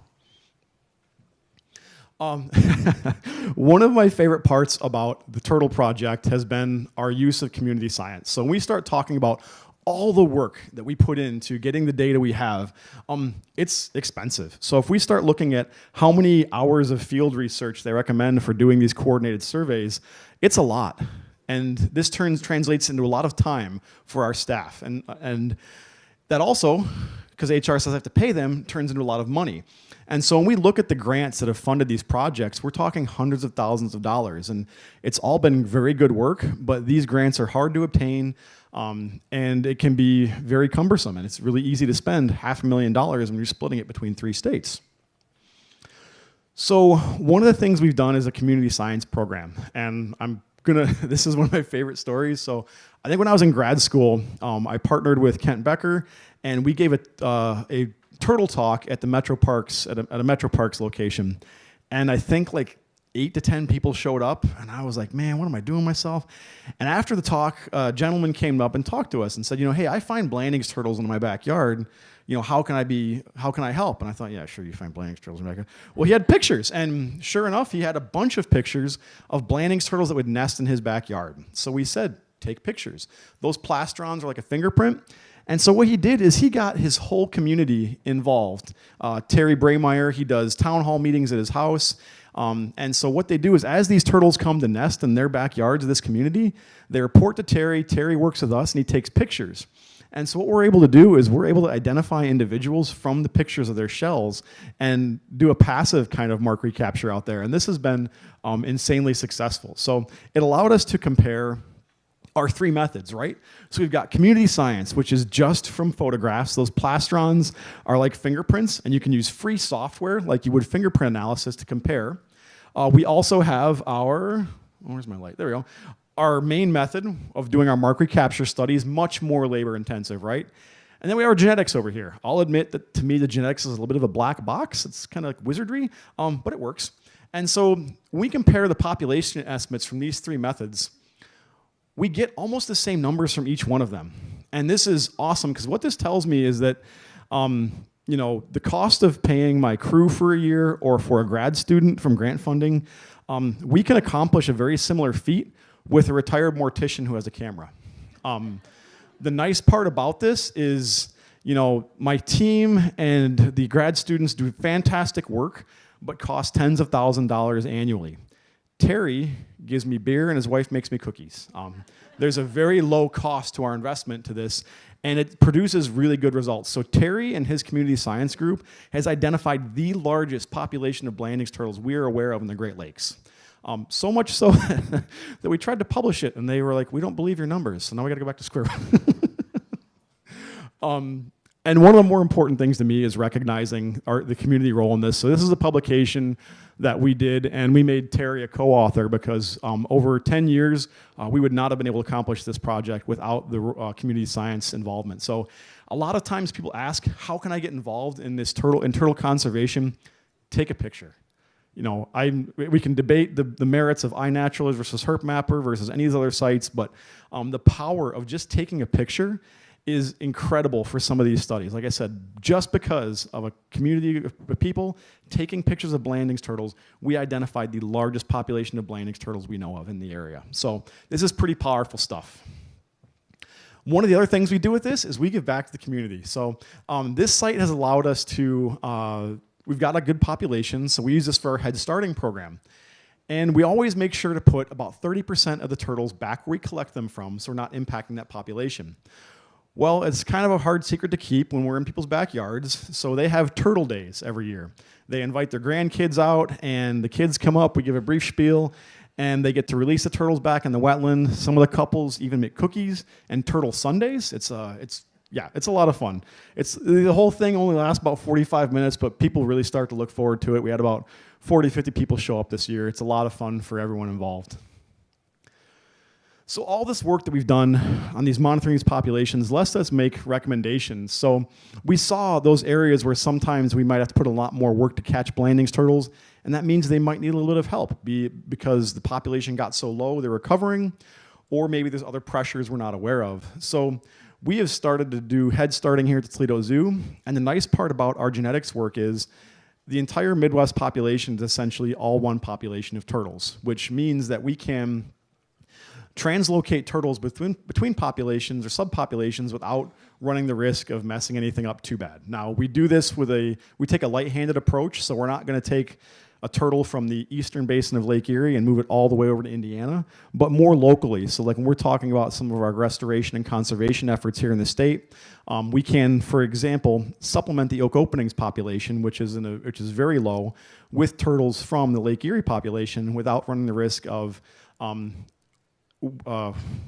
wiping out the genes in the oak openings turtle population. Another thing we do is we work very closely with partners. We do a lot of work, but we also work with our state and local agencies. And this is an example, if you're familiar with, oh crap, I forgot the name of it already. Anyway, I can point out to it on the map. This was a human-made pond that was someone bought for birds. Never quite panned out the way it was, and it was only ever about 8 inches deep. I used to love walking across this pond because I could just pick up turtles. They're just right there. During a drought year, Metro Parks decided to redo this pond to make it more turtle friendly. So they brought us out there, and it kind of felt like Mickey when he's the wizard in Fantasia, just pointing at things, making it happen. But I got the point, and the bulldozer would go make a hole, and it was pretty cool. And so what we did is we turned this pond into more of a functional place for turtles. We made some deep areas, connected these areas so it wouldn't dry out during the summer, and then we took trees from the bank to give them some places to bask and hide, and then that bank we cleared out to be a nice nesting area, so making a one-stop shop for turtles. Because one of the biggest risks here in the oak openings region is our fragmentation. And so when the areas dry up, our turtles tend to pinball around looking for wet places and places to hide. Taking that out of the equation means we have less road mortality and we have higher survivorship, which we know is important for our turtles.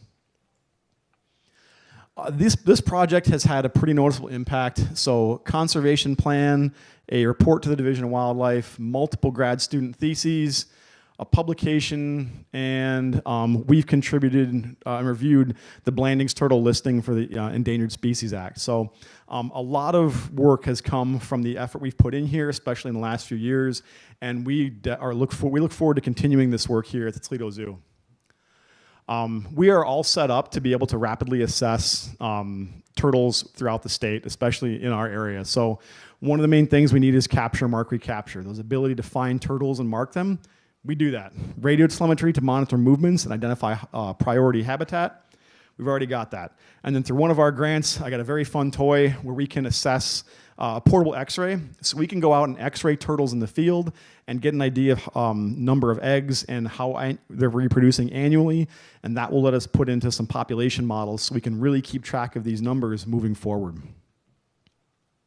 Another fun side project with the turtle, and we'll talk about this on day 3, so this is just kind of wet your whistle, is we've been able to turn this into a very successful internship program for students from Toledo Public Schools in Maumee. They come out and they work with my conservation team. We use the turtles as an ambassador animal to get students interested in this, some experience they would need to go out in the field. So high school students within 2 weeks of being on my crew are in some cases better at doing some of these things than my college students. But for example, I had a 14-year-old her first year who could draw blood and better than anyone I ever saw. So we'll talk more about this later, but the big point I'm trying to make is that our turtle program, all of our other programs here, we work in the conservation department. We do more than just the fun stuff out in the field. I mean, this is fun too, sorry. We do more than just the field stuff. We do a lot of other things with education and our staff around here that really have an impact beyond what we see with just our raw numbers out in the field. As I mentioned, the methods we use for these programs, we apply to a lot of our other species. So you may be familiar with some of our other vertebrate conservation programs, Allegheny woodrat, copperbelly water snake, sturgeon, hellbender, examples of which, many of which are over there. We apply these same methods and these same approaches to all of our conservation programs, and so this kind of gives you an idea of how we do all of this. There's a lot of very similar methodologies, radio telemetry, population assessments for all of these, and so it's kind of the turtle focus helps kind of summarize all the other work we do with our other conservation species. Cool.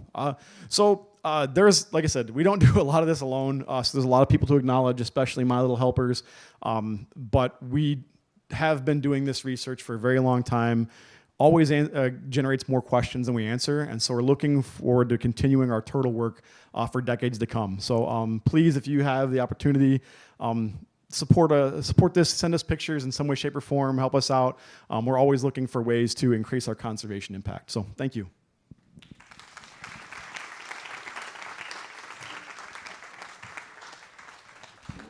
Thanks, Matt. And Matt will be around at lunch for anyone who has questions.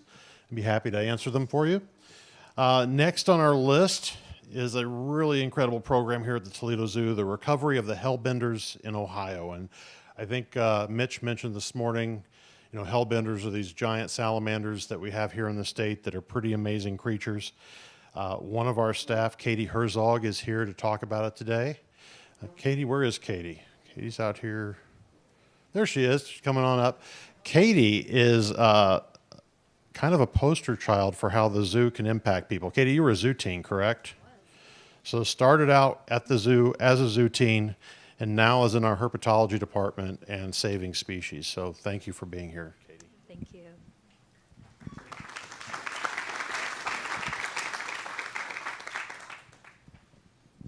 Okay, good morning. My name is Katie Herzog. I am a herpetology keeper here at the Toledo Zoo, and it is an honor to speak to you today about a project that is very near and dear to my heart, and that is the recovery of the hellbender in Ohio. So what is a hellbender? If you've never seen one before, the name doesn't really tell you a lot. One popular speculation as to how the hellbender got their name is that early discoverers thought they crawled up directly from the underworld and were hell-bent on returning. I don't subscribe to that. I think they are very cute and charming. But anyway, the hellbender is North America's largest salamander. They can grow up to 2 feet in length, and they are cousins of the Japanese and Chinese giant salamanders, which can grow up to 4 feet in length. So that's quite large. They are fully aquatic. They live in the water and do oxygen exchange across their skin. So they have all these really nice wrinkly folds down their side, which gives them such fun nicknames as the lasagna lizard, even though they are not a lizard, but they do have lasagna-shaped sides, and this just increases the surface area for them to do oxygen exchange across their skin. They also have this kind of mottled brown and orange appearance, which gives them excellent camouflage as they live at the bottom of stream beds. They do spend the majority of their time under rocks, so you probably wouldn't see them regardless, but if they are out, this coloration makes them a lot harder to spot from above.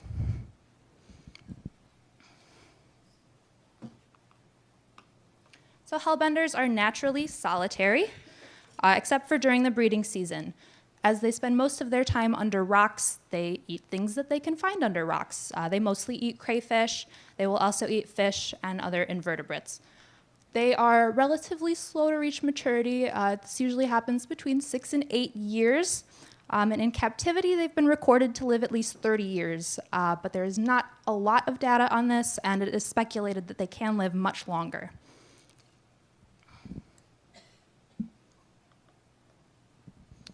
So hellbender reproduction is very interesting. Their breeding season in Ohio occurs mostly in late August. And the males put in a lot of legwork for this. So they will excavate a cavity under one of these large rocks where they like to hang out. And the females will come along and lay eggs, which the male will fertilize externally. And multiple females can lay eggs in one nest. So you can have nests with 1,000 eggs, which is really incredible. And the males will guard the nests.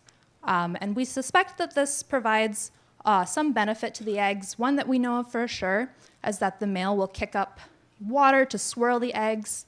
And this is something that I'm going to focus more on when I talk about how we head start them here at the zoo. But it keeps the embryos from adhering to the membrane of the eggs because that is fatal for the very small embryos.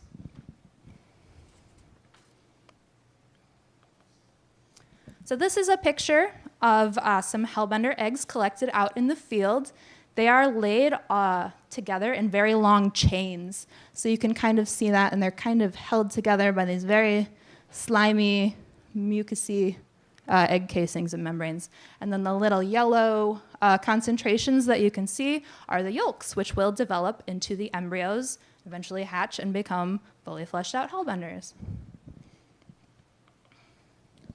There are 2 subspecies of hellbenders in the United States. So what I'm focusing on today is the eastern hellbender, which can be found historically in these reddish-pink areas. And there is also the Ozark hellbender, which is found only in Missouri and Arkansas, represented by the green on the map. And physically, they look pretty similar, but the Ozark hellbenders tend to be just a little bit smaller than the eastern hellbenders, and their ranges don't have any overlap, so they are genetically distinct as well. No, there are labels. So this zooms in a little bit more. We can see their historic range in Ohio represented by the red and pink color. And then the green spots that you see are counties and watersheds that have recorded hellbenders since the 1980s. So it's quite a bit smaller, their current range versus their historical range. So hellbenders are state endangered in Ohio. And last December, the U.S. Fish and Wildlife Service proposed the federal listing to the endangered species list. One main cause of their decline is habitat degradation. And this can take many forms.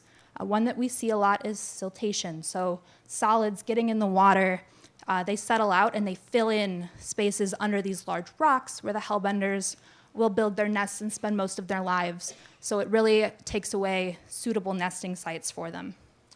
We also see a lot of lack of recruitment. So in the wild, researchers find more adult hellbenders, but they really don't find a lot of the little guys. So we're kind of exploring avenues to bolster populations of young and not just keep the adult animals in the wild populations. Hopkins et al. 2023 is a really cool paper that was published exploring causes of filial cannibalism in hellbenders. So these are instances where the male hellbender that is guarding the nest will consume entire clutches of eggs. So they wanted to know, why is this happening? Because that is directly taking young animals out of the populations. They're being eaten as eggs. And they found that there is more likely to be filial cannibalism in areas with low riparian forest cover, so not a lot of trees along the banks of these rivers where the hellbenders live. So the reason why is not crystal clear to us at this point. It could be because of the increase in siltation and runoff, because you don't have the trees and the roots protecting the banks of the rivers. It could be that something about the lack of trees changes the water chemistry that is negatively impacting the animals, creating maybe a stress factor for the males. That's not clear. That's probably their next step, I would imagine. So here at the Toledo Zoo, we participate in a head starting program. We get hellbenders in as eggs. We aim to raise them for about 3 years before releasing them in areas where they are either currently found or restored habitat that is part of their historic range. So this is a picture of our newest facility. This was finished in late 2024, thanks to a grant from the Ohio Division of Wildlife, so thank you for that. We can kind of see it's a long, narrow room, tanks on the left and tanks on the right. So the tanks on the right currently house our 2-year-old animals. They will be set to release next summer if all goes well, and we currently have 192 2-year-old animals on site. So the tanks on the left are set up a little differently. There's not as many of them. Those are for our younger animals, our eggs, hatched larvae, and currently 44 1-year-old animals. So we have 236 hellbenders on site in this room, and that is not including the eggs that we received last month that have now almost entirely hatched, and that is 300 to 400 new larvae. So the number will change a lot in these first few days when they've hatched.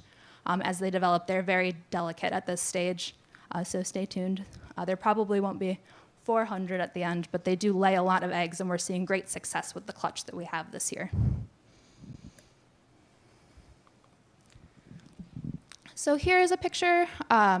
So when I say our 1-year-old animals, they're kind of looking between picture 1 and picture 2. They're still quite small. They're only a couple inches long at this point. And then the third picture is the size that they usually are when we release them, just about. So they would be released usually over the summer, and then the following September we would get eggs, and then the cycle starts again for us. So we, by head starting them, provide some benefits. These animals can be reared in an area where they have abundant access to food and they have no predators. So this gets the animals the opportunity to grow up and to get to a size where when they are re-released, they are less vulnerable to predation. And then we also practice biosecurity in our hellbender room. So because these are animals that are going to be re-released into the wild, we don't want to bring in any novel pathogens or anything that could carry over from our captive population of amphibians into these animals which will be released. So we take that very seriously. And these are our egg systems. So if you remember the first picture, this is the left wall. The eggs present significantly more challenges than the 2-year-old animals. So we're trying to replicate a lot of the parental care that they would get from the male hellbender that guards the nest. So one of the main things is keeping those eggs moving to keep the embryos from adhering to the egg membrane. And we've kind of replicated this by installing what I can only describe as like a skateboard ramp type plastic half pipe. And there is an air stone at the bottom of that, which is set on a timer, and will periodically rotate the eggs so they go up and then they roll down the ramp, and this just keeps them in motion. This kind of replicates what the male hellbender would do by kicking up the water behind him in the nest. And as you'll also notice maybe, there's a difference between these pictures and the one that I showed of the eggs being collected in the field. These eggs are not maintained in a long chain. It's just been shown to be a little bit better for the eggs in captivity to be separated from each other individually. So we just cut the long membrane between the eggs, and the eggs themselves remain undamaged. And then we also, once they start to hatch, we will often maintain them in guppy hatchers, so like little plastic containers meant for baby fish, because they are quite delicate at this size when they still have their yolk sac. And it allows for water flow so they can get proper oxygenation, because they do have gills at this size. So they have fluffy external gills similar to what you would see in a mud puppy, but they will absorb these within the first year or two. So we only see them when they're quite little. So we have released over 500 animals that were raised at the Toledo Zoo in the last 10 years. An additional 440 of these animals have come from the Penta Career Center. So those animals are started here at the zoo. We raise them usually for a year or two before we send some down to Penta, which is a technical high school in the area. So the students have the very unique opportunity to work with this incredible species, caring for them, doing their daily maintenance, doing their water quality changes. And it's something that I would have really loved to do if I went to high school down here. Like, it sounds so awesome. So those animals have also started in our collection as well. And then before release, animals are given exams by our vet staff on grounds. They are swabbed for chytrid and any potentially pathogenic diseases, and also given pit tags, which are small microchips that sit under the skin. So in the event of recapture, that can be scanned, and we can track the animal's growth, which is really exciting. So there has been a major success within the program, and this actually just showed up in my Facebook memories today, 2 years ago. There was a male hellbender found guarding a nest of eggs, and pit tag showed that it was an animal that was collected as an egg in 2013 and released in 2016 and spent time here at the Toledo Zoo as well as the Columbus Zoo. and he was guarding eggs, and he was also in an artificial nest box, which is like a large cement structure that has been implemented in hellbender habitats around the state to provide some of the nest sites that they are losing to habitat degradation and siltation. So it really, I don't think we could have invented a more perfect success story for this animal. It spent time at 2 of the most notable head starting locations in the state, which would be us and the Columbus Zoo, and then was also found under an artificial nest box, fully utilizing the entire process. So that was very exciting. So thank you for supporting the Toledo Zoo. This allows us to continue working with what, in my unbiased opinion, is one of the most unique and captivating animals in the country. And if I could just leave you with one little piece of information, and it's not even something you have to do to help hellbenders, it's something you have to not do. So it takes no effort, just don't stack rocks. When you're in a stream, don't stack rocks. It takes away habitat for them to live under. It could fall and crush an animal, as was the case at Great Smoky Mountains National Park last month. So all you gotta do is just not stack rocks, and you're doing a great job. Thank you.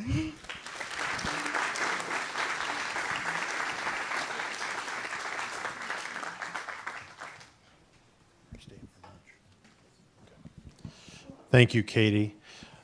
Katie, just like Matt, will be around after the presentations here and during lunch. So if you have any questions, feel free to ask.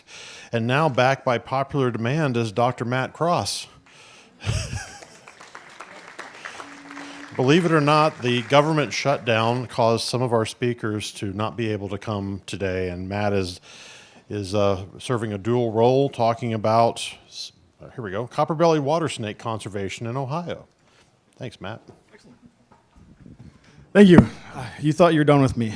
All right, so our next conservation program is one of our newer initiatives here at the Toledo Zoo, working with the copper-bellied water snake. For those of you who aren't familiar with the copper-bellied water snake, I'm pretty sure I have some better pictures here in a second, but to me, one of the unique things with the copper-bellied water snake is the designation. So if we look here, there's a couple of genetics papers that talk about whether or not the copper-bellied water snake is or is not a unique subspecies.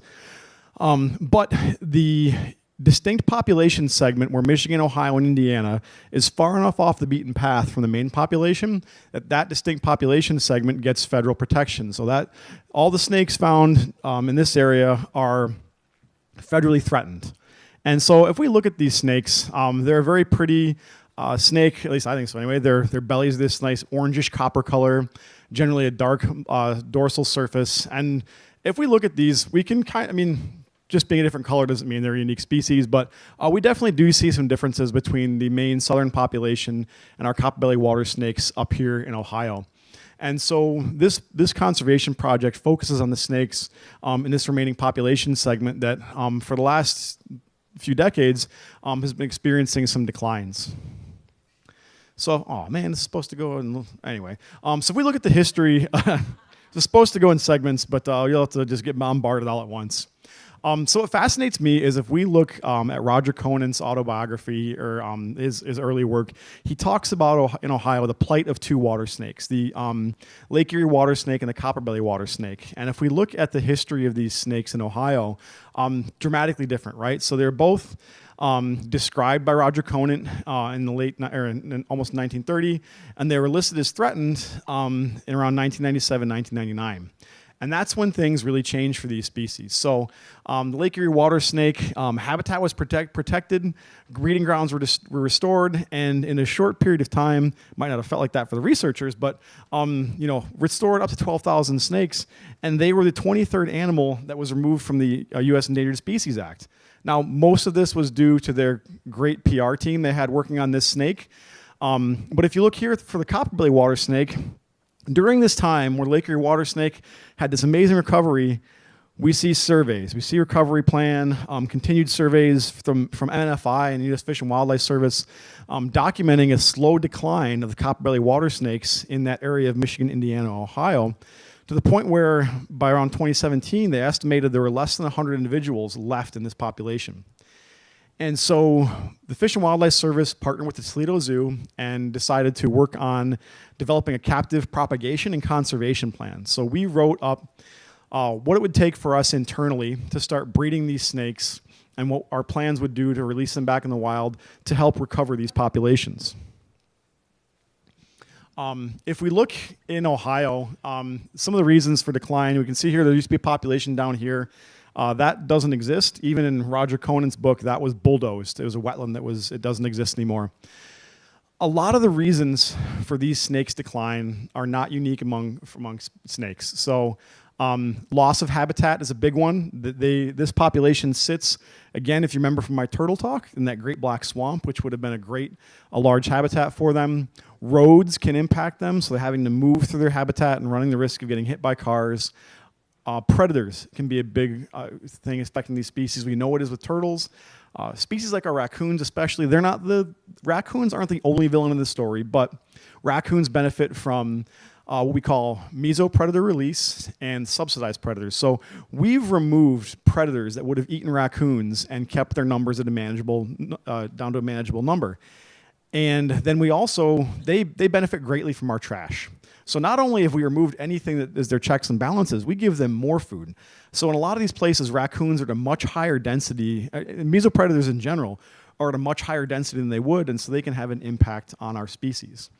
And then finally, one of the thoughts with the population decline up here in the northern distinct population segment is, have they got to such a low density where they can't find each other to breed and reproduce anymore? This is like we call the Ali effect. And so there are a lot of factors that are affecting these snakes. And so our conservation work kind of revolves around addressing these and moving forward. So for our captive propagation plan, we did a lot of background work. We did what are called population viability analyses, where we predicted what the population would look like in X number of years based on what we know. And then we also tried to make it look like what it actually is, because if you throw in water snake things, like water snake breeding numbers, the population just explodes. So why is it continuing to decline? And so we did a lot of work on this, and again, low density seems to be one of the main factors contributing to this population decline. And then we also worked with a group at Eastern Michigan University to help us with the genetic side of this project and make sure that when we're bringing snakes into captivity for this conservation, breeding and propagation and head starting program, that we're maximizing the genetic potential of what we bring in. So the idea behind head starting that we use for a lot of our conservation programs here, so hellbenders, snakes, turtles, lake sturgeon, is that when any of these animals are in the wild, organisms like this tend to produce more offspring than will survive. So you put a bunch of offspring out there. Once they go through the gamut of predators, all the other obstacles in the environment, you get fewer that come out than were put in. That's pretty common. What head starting does is we raise more, they're larger, so that we put them through this blender of things out in the wild that are trying to eat them, then we get a much stronger impact in a shorter amount of time. And so that's kind of the idea behind the head starting program with the copperbelly water snakes, but also applies to a lot of our other vertebrate conservation species. We pretty much raise them to the point where they're not bite size anymore. This is a bad summary of a good paper. It took me longer than I'd care to admit to put this together, but what this paper was doing was looking at the impact and results of translocations, so moving snakes around. And they focused on movement, site fidelity, which is coming back to the release site, and survival. And they started to notice some trends here, right? So captive reared individuals, juveniles, social groups, and temporary confinement or soft release enclosures are all things that contribute to successes. And so we looked at this paper and kind of picked these parts that highlight that stood out to us and applied that to our captive, our head starting program. So we focused on about 6 of these. Some of them are a little bit redundant, and one that was really interesting, it was the opposite of the, for survival, they found that if you release them later in the season, it actually had a higher chance of survival. So this is counterintuitive to a lot of our thoughts, right? So these species that become active early in April, we tend to say, okay, we're going to put the offspring out there as early as we can so they have a whole year to acclimate and get used to this, get in the swing of things, get to be snakes, right? So with this species, they tend to inhabit these ephemeral wetlands, right? Early on in the season, they love just pounding frogs. We have an x-ray of one that was just 2/3 of the body was frogs. And so, oh yeah, they ate a bunch of frogs. It's just pretty crazy. And so once those dry up, they're going to spend more time looking around for a good place to live, right? So what we did is we released them after those had dried up into an area with the hopes that they would stay put, right? There's fewer greener pastures around, so maybe they'll stay where we want them to. And so here was our release strategy. And this is a great example in field biology how nothing goes the way you plan. The idea was we'd have females in captivity, have equal numbers of males and females, and release them into a wetland. Our juveniles were born at different. The females grow much quicker than the females grow quicker, and then we had a kind of a game-changing discovery, and so it ended up looking like this. So we released one cohort into a wetland where they were collected the first year, and the second year we released them onto Division of Wildlife property where they've seen a lot of restoration and management done. So we end up with these two cohorts really. So our 2024 cohort, they spent 2 years in captivity. So we have a facility, it's a federal facility that is designed for rearing snakes. It's climate controlled, and so from October till March, they hibernate like they would out in the wild. And so we released 2 males and 5 females in 2024. And then 2025, our 3 years in captivity cohort, we released them onto a new site. One of the really things that stands out to me in terms of the zoo as a resource for this is our ability to do things that I only dreamed of when I was in grad school. So having a dedicated veterinary staff to do these implant surgeries in completely sterile conditions is is night and day compared to what a lot of these studies used to do. You know, you'd find snakes in the field, you'd maybe bring them back in for about 24 hours for recovery. We have our vets do the surgeries, they're professionals, and they spend about 4 to 6 weeks recovering before we release them out in the wild to make sure that they don't have any post-op infections and they're acting normally after we surgically implant these transmitters. Down here you can kind of see the obligatory picture or x-ray of a snake with a transmitter and the whip antenna, and what that does is it gives each snake a radio station so we can go out and track their movements and figure out where they're moving, what habitats they're using. But for this project, what's more important is we know if the snakes are surviving, right? So with a lot of these, say with a sturgeon, not all of them can get those tags, so we release them. And we don't know how many survive because we can't track 3,000 sturgeon every year, right? The radio telemetry lets us go out there and monitor their survival so we can then decide down the road, how many more do we need to release? If we release these snakes and 50% survive, then we need to obviously, up our number. And so that's why the radio telemetry is really important for this study. All the snakes were tested for snake fungal disease before they're released, and they went into soft release enclosures. So if you're not familiar with the terminology for these releases, we have soft release and hard release. Hard release is very similar to what we do with our lake sturgeon. Well, no, they're in the water anyway. With a lot of these conservation programs where you raise them in captivity and then you release them right away. And they tend to deal with this shock from going to a relatively pristine environment where they're getting clean water, 3 square meals a day and baths, to a wild environment where now they have predators. It's kind of a shock for them. Soft release is where you put them in an enclosure for an amount of time and let them interact with the environment, so they can suddenly go like, oh, okay, here's what lake water is, and here's how I have to chase my own living food. So we have these soft release enclosures that were put in the release areas. They were stocked with substrate and water from the wetland. We monitor them. We had data loggers in there. We checked them every day. Gave them supplemental food from the wetland, although they didn't always realize it was food and made friends. But they did eventually start eating the frogs. And then we put the trail cameras out so we can kind of keep an eye on what is investigating our soft release enclosures. It gives us an idea of what predators may be in the area, but also lets us kind of keep an eye on the snakes. And so For the most part, it was deer and squirrels, and occasionally technicians. So if we go back to our release strategy and look at that paper, right, where we focused on these things, we've got a lot of our check marks, right? So we've got captive reared snakes, social housing, we raise them in groups of 2 to 3. Environmental enrichment, working with our herpetology staff, we made these snake hotels for them to kind of get some vertical cruising around and thermal things. We've got the soft release environments, and then we release them later in the year. And so we've really followed this recipe when we release the snakes. So when we release the snakes in the wild, they're tracked anywhere between 2 to 4 times a week. Is that what I said? Yeah, there we go. We weigh and measure when we can. During the summer, once a jet black snake heats up, it's really hard to get hands on them again when they don't want to be caught. And then we look at habitat use, movement, and survival. What's really kind of fun here is our first release coincided with that intern program I talked about that we'll talk about on day 3. And our interns got to be part of the first release of this species back into the wild, which was pretty cool for them.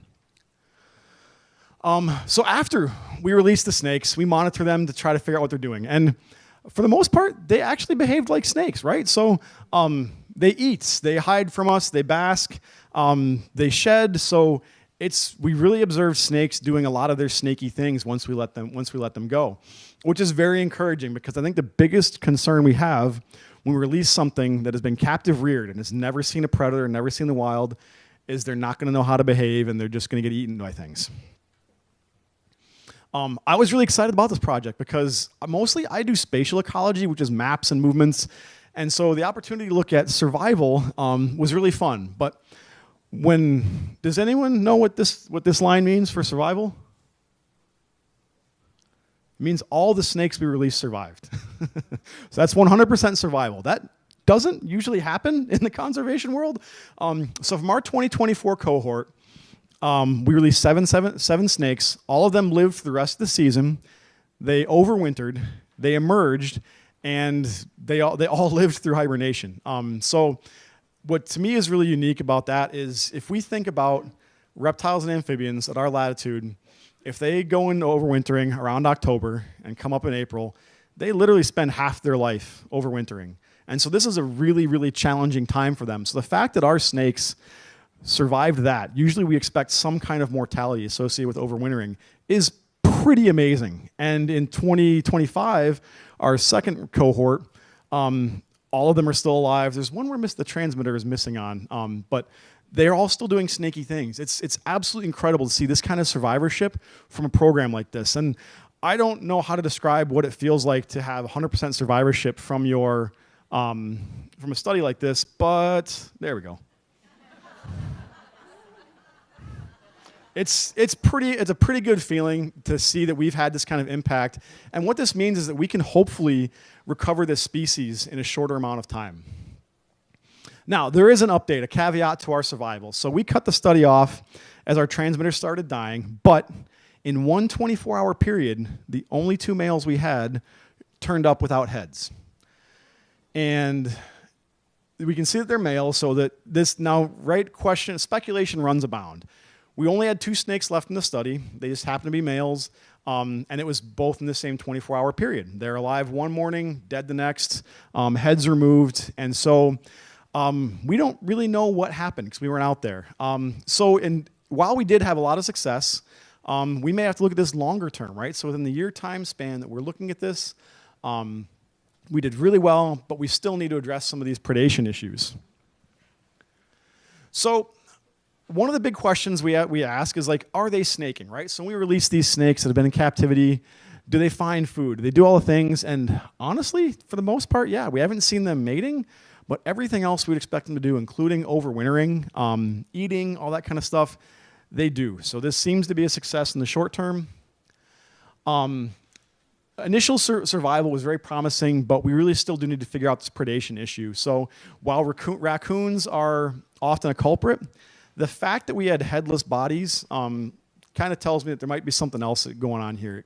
I can't rule out the fact that it was a disgruntled person, but we do know that species like cats and otters or mustelids can tend to be a little bit goofy, and they'll kill things indiscriminately and leave carcasses. So there are still some issues to address at our sites, but that's part of our long-term goal here, is to understand the survival of these snakes.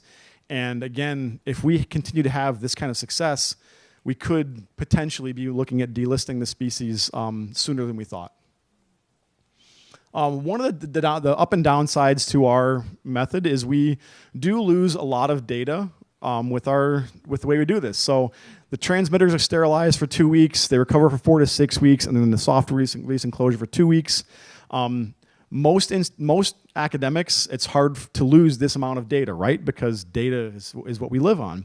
I think this is one of the unique things with us, and we've seen this survivorship, and I think in part it is due to the amount of effort that our veterinary staff puts into making sure that these surgeries are sterile and the snakes are fully recovered before they go back in the wild. And then we had a surprise this year. We had another clutch of snakes that was born a couple months ago. And so now we're going to see, we have to raise them for 2 years in captivity. We'll be releasing them at another study site. So in 2027, we'll have yet another release, and hopefully they'll go to another area out in that distinct population segment. And we'll start to learn more about what's affecting these species and how we can have rapidly recover them if possible. So yeah, a lot of partners involved in this, again, zoo and otherwise, and for permitting and access. And yeah, so let us know if you have any questions throughout the day about copper-bellied water snakes.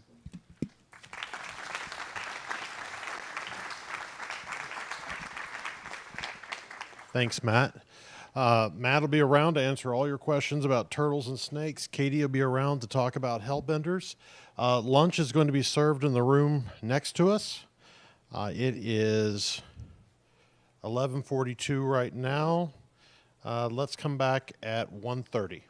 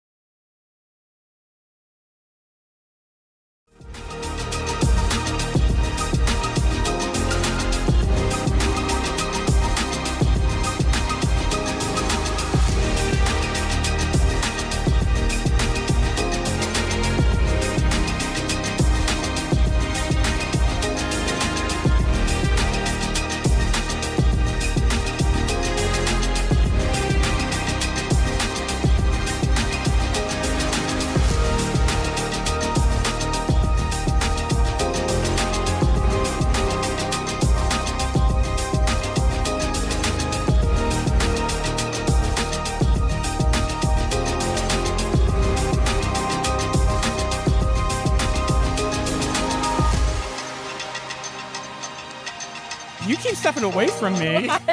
Yes. We gotta look like we love each other. I'm Dan. And I'm Jess. And we're the Socies. We are currently from Northwood, Ohio. I'm a firefighter for the city of Perrysburg. I'm a nurse down in Bowling Green. I've always been a member of the zoo. You have a favorite memory, but you don't. I do. It's something you can't do at the zoo. My dad fed the meerkats. Choose it. Statute of limitations passed here. They can't come back on us now. I became a zoo teen when I was 13, and I was a zoo teen all the way up until 18, and then we actually got married here. YPAC, for us, helps understand what the zoo does outside of just take care of animals. It's also a really good social setting to interact with other people our age and socialize with like-minded people. I would describe it as a fun learning event. You get to come to the zoo kind of after hours. You get to learn something new. Having the one-on-one conversation with the zoo curator was awesome. The ability to interact with zoo staff, animals, and get a behind-the-scenes look at the zoo, if you will. The opportunities afforded to you for such a low cost is awesome. Another good thing about the YPAC program is the money from the members, it goes right back to the zoo. So it helps with the conservation of the animals, things like that. That's why we're so involved with the zoo. Conservation of animals for future generations is really important to us because we just have a big bleeding heart for animals in general. It's important to preserve those memories for future generations.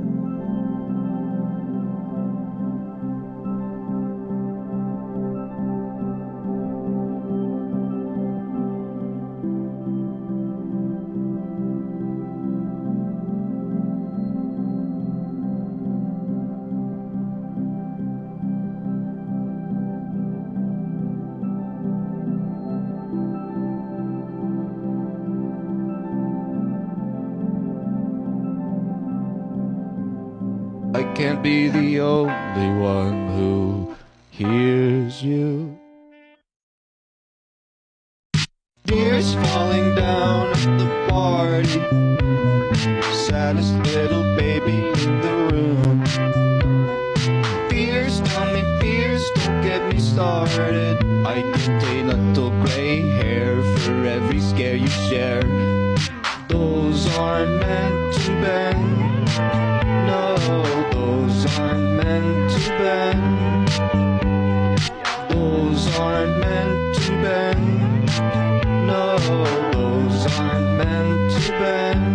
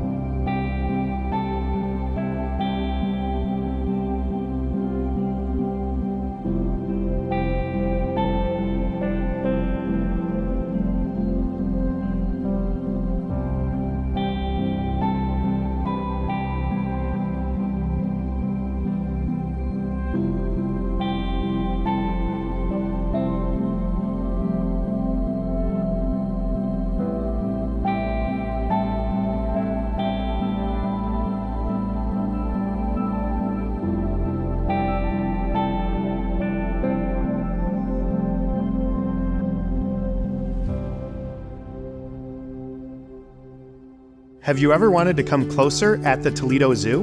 Make your next zoo trip unforgettable with a behind-the-scenes tour. Our exclusive tours offer a unique opportunity to see the inner workings of the zoo and get closer to your favorite animals than ever before. Join our knowledgeable education and keeper staff for an up-close look at what goes on behind the scenes at the zoo. You'll get insider knowledge of animal care, conservation efforts, and the daily routines of our incredible animal residents. Feed the adorable red pandas and watch in awe during a bear training session where you'll see firsthand how our keepers build trust and enrich the lives of these magnificent creatures. We offer 15 different tours, each designed to provide a unique and immersive experience. Whether you're interested in mammals, reptiles, birds, or aquatic species, there's a tour tailored just for you. Come closer to adventure and book a tour today.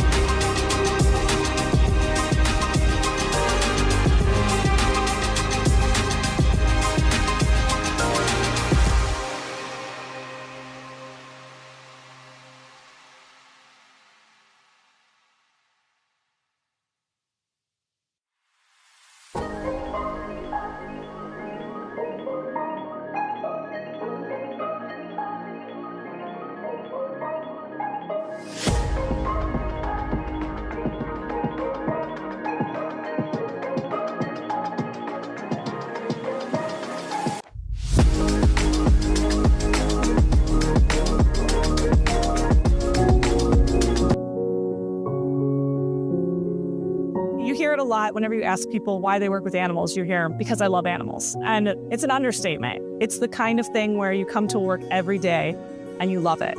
The journey that I've been on has been a really good one in the fact that I actually started coming here when I was 13 as a zoo teen, and my parents were nice enough to commit their weekends to driving me down to volunteer my time to be able just to be at the zoo. I think sometimes we forget that the zoo really provides this sense of fascination and curiosity, especially for the youth of tomorrow. I started my career here as a young 13-year-old, and it has been truly remarkable to just watch the initiatives here at the zoo as a whole grow. Watching it from a young kid to now an adult where I can serve in the community and be a voice. And that's what's truly remarkable. We are just impressed and absolutely flabbergasted with the wonderful things that happen through the Zoo Teen program.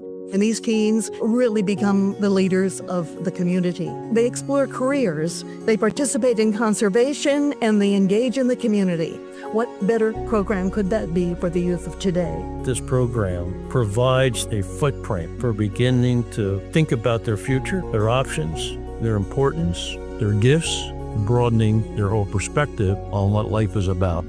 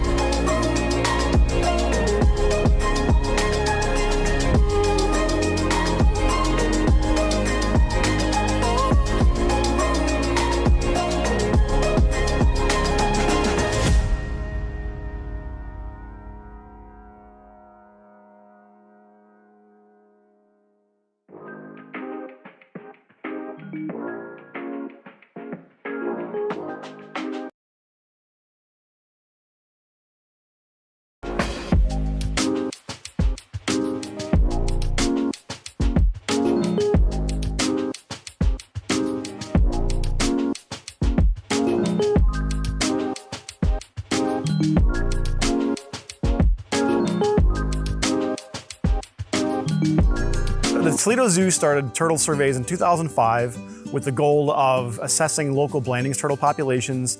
We've continued that work and we've been able to expand it over the years to the point where we are surveying upwards of 47 sites in 1 year. And this year we are building off a previous project where we're looking at Blandings turtles to now look at Blandings and spotted turtles.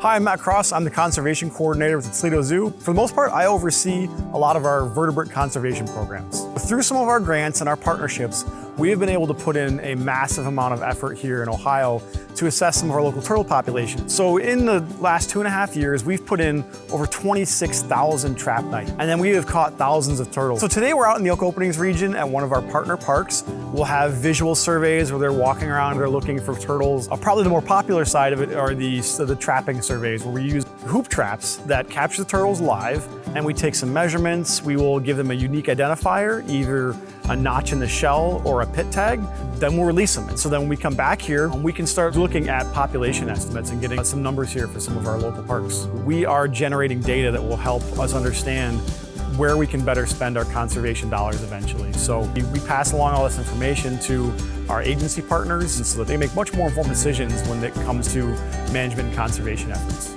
A lot of times people ask how they can help out with these projects, how they can be involved. I'm supporting the zoo the easiest way because it helps support our conservation efforts. If you see turtle in your travels and you're going to the park or your backyard, especially the spotted or Blandings turtles, feel free to let us know. We have an email, turtles@toledozoo.org, where you can send sighting, send pictures. We will add it to a database in our state, so you are contributing to our understanding of where these turtles are. That really helps us out too, because it can identify places where we can go do these surveys and get some boots on the ground and get some much better population estimates.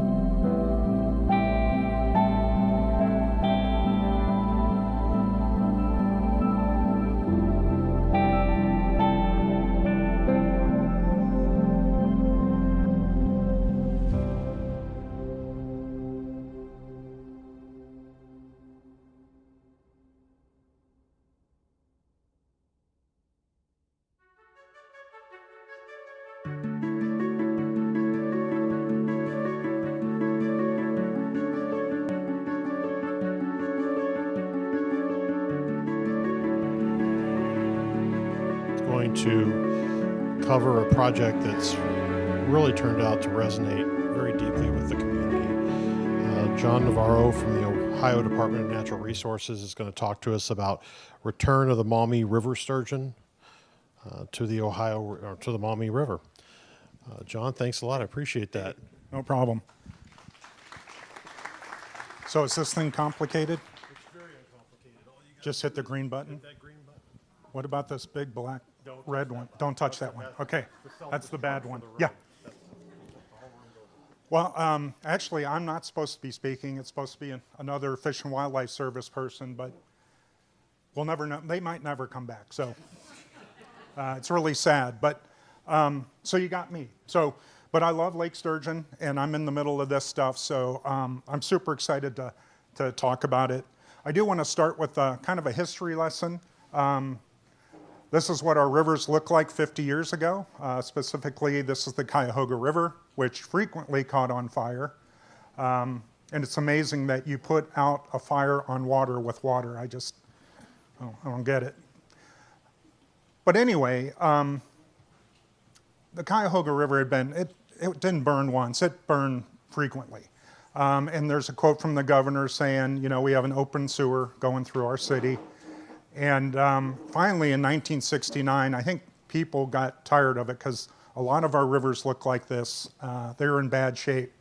So from that came the Clean Water Act. So 50 years, great anniversary, great piece of legislation enacted under the Nixon administration.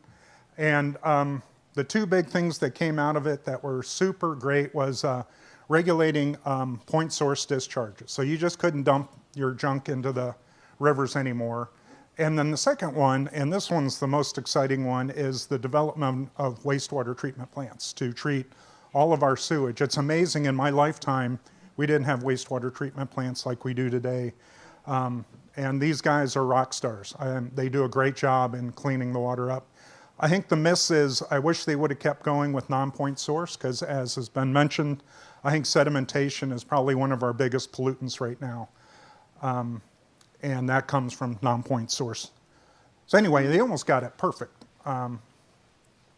So anyway, because of the Clean Water Act, our rivers, even the Cuyahoga River, has cleaned up to the point of where we're talking about reestablishing lake sturgeon, which is an endangered fish in Ohio. Largest fish in the Great Lakes. They get as big as me, except a little slimmer. They'll grow to 100 years old, like some of the turtles and even the hellbenders. They're slow to get mature, and that's a problem when you're trying to reestablish yourself. So it takes a while for them to get old enough to reproduce, and that doesn't help you when you're trying to proliferate. So they do like to return to their spawning locations, and they do not spawn every year, so they'll have years where they don't go up to spawn. And they do like gravel and rock shoals for spawning. So historically, we had a lot of them in Lake Erie. One estimate is like 1 million of adults in Lake Erie, 19 spawning locations. But right now, we only have 2. The Detroit River and the Niagara River are the only ones that have reproducing populations. So prior to 1800, they were abundant. You can see the quote there that hundreds would go up the Maumee River above Perrysburg, and that's the late 1800s. Milt Troutman, who wrote the Bible, the fish Bible for ichthyology, the fishes of Ohio, he considered them absent in the early 1980s. And they can't fix this on their own. They need help. So a little bit of a timeline on where we are here. So they're considered a nuisance fish in the mid 1800s, and that's bad. But what even happened that was worse is they had an economic value. Some people figured out that these guys had value, which means we're going to fish the heck out of them, which we were good at doing way back when before we had regulations. But so they were really commercial fishing these for the eggs. They could get oils out of them, and then there's this It's called Isinglass. Can you explain what that is?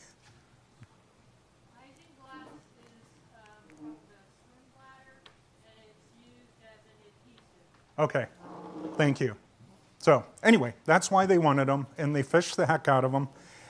The harvest was as high as 5 million pounds in the late 1800s. But as happens when you have overfishing in a species that really can't regenerate itself very quickly, we started having a population decline to the point of where the commercial fishermen actually just gave up going after them. So you can see the poundage went way down. So it was in the 2000s that we talked about reintroducing this species.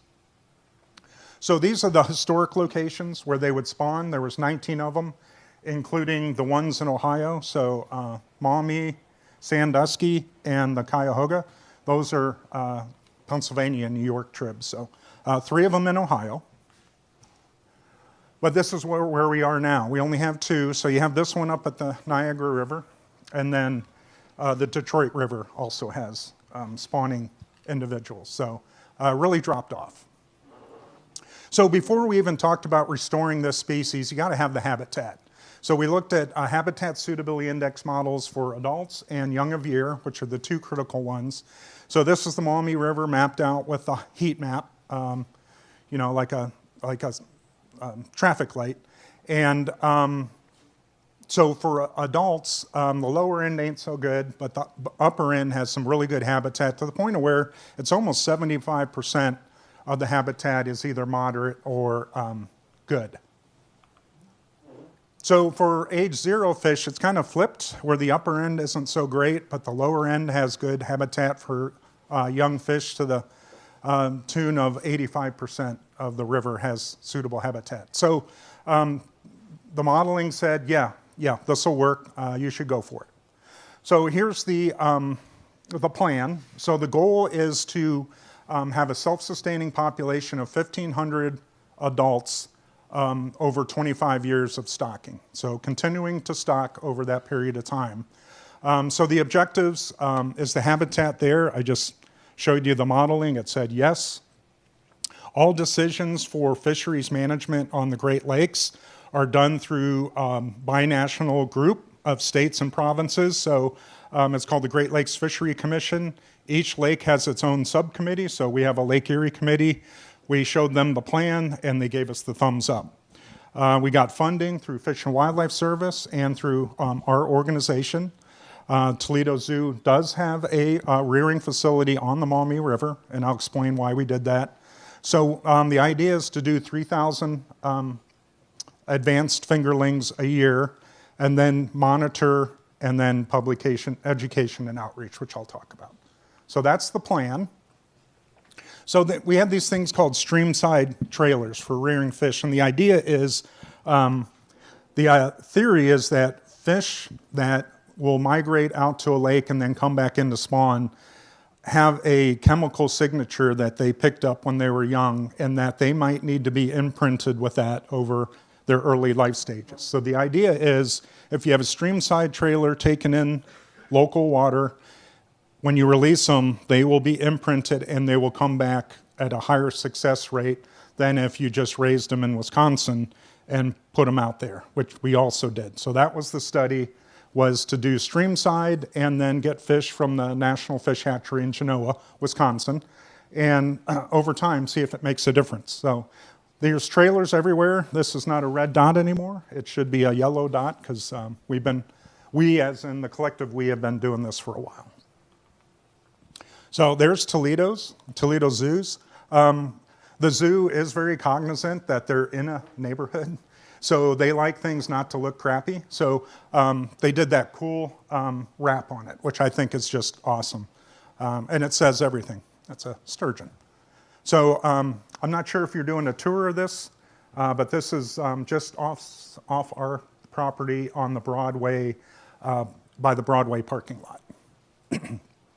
So Fish and Wildlife Service does all the work to get us eggs for hatching. So they'll bring those in. So they brought in a batch to the Toledo Zoo and a batch to the Genoa Fish Hatchery. 1,500 is the goal for each facility to raise those advanced fingerlings. That's newly hatched fry. They still have the yolk sac.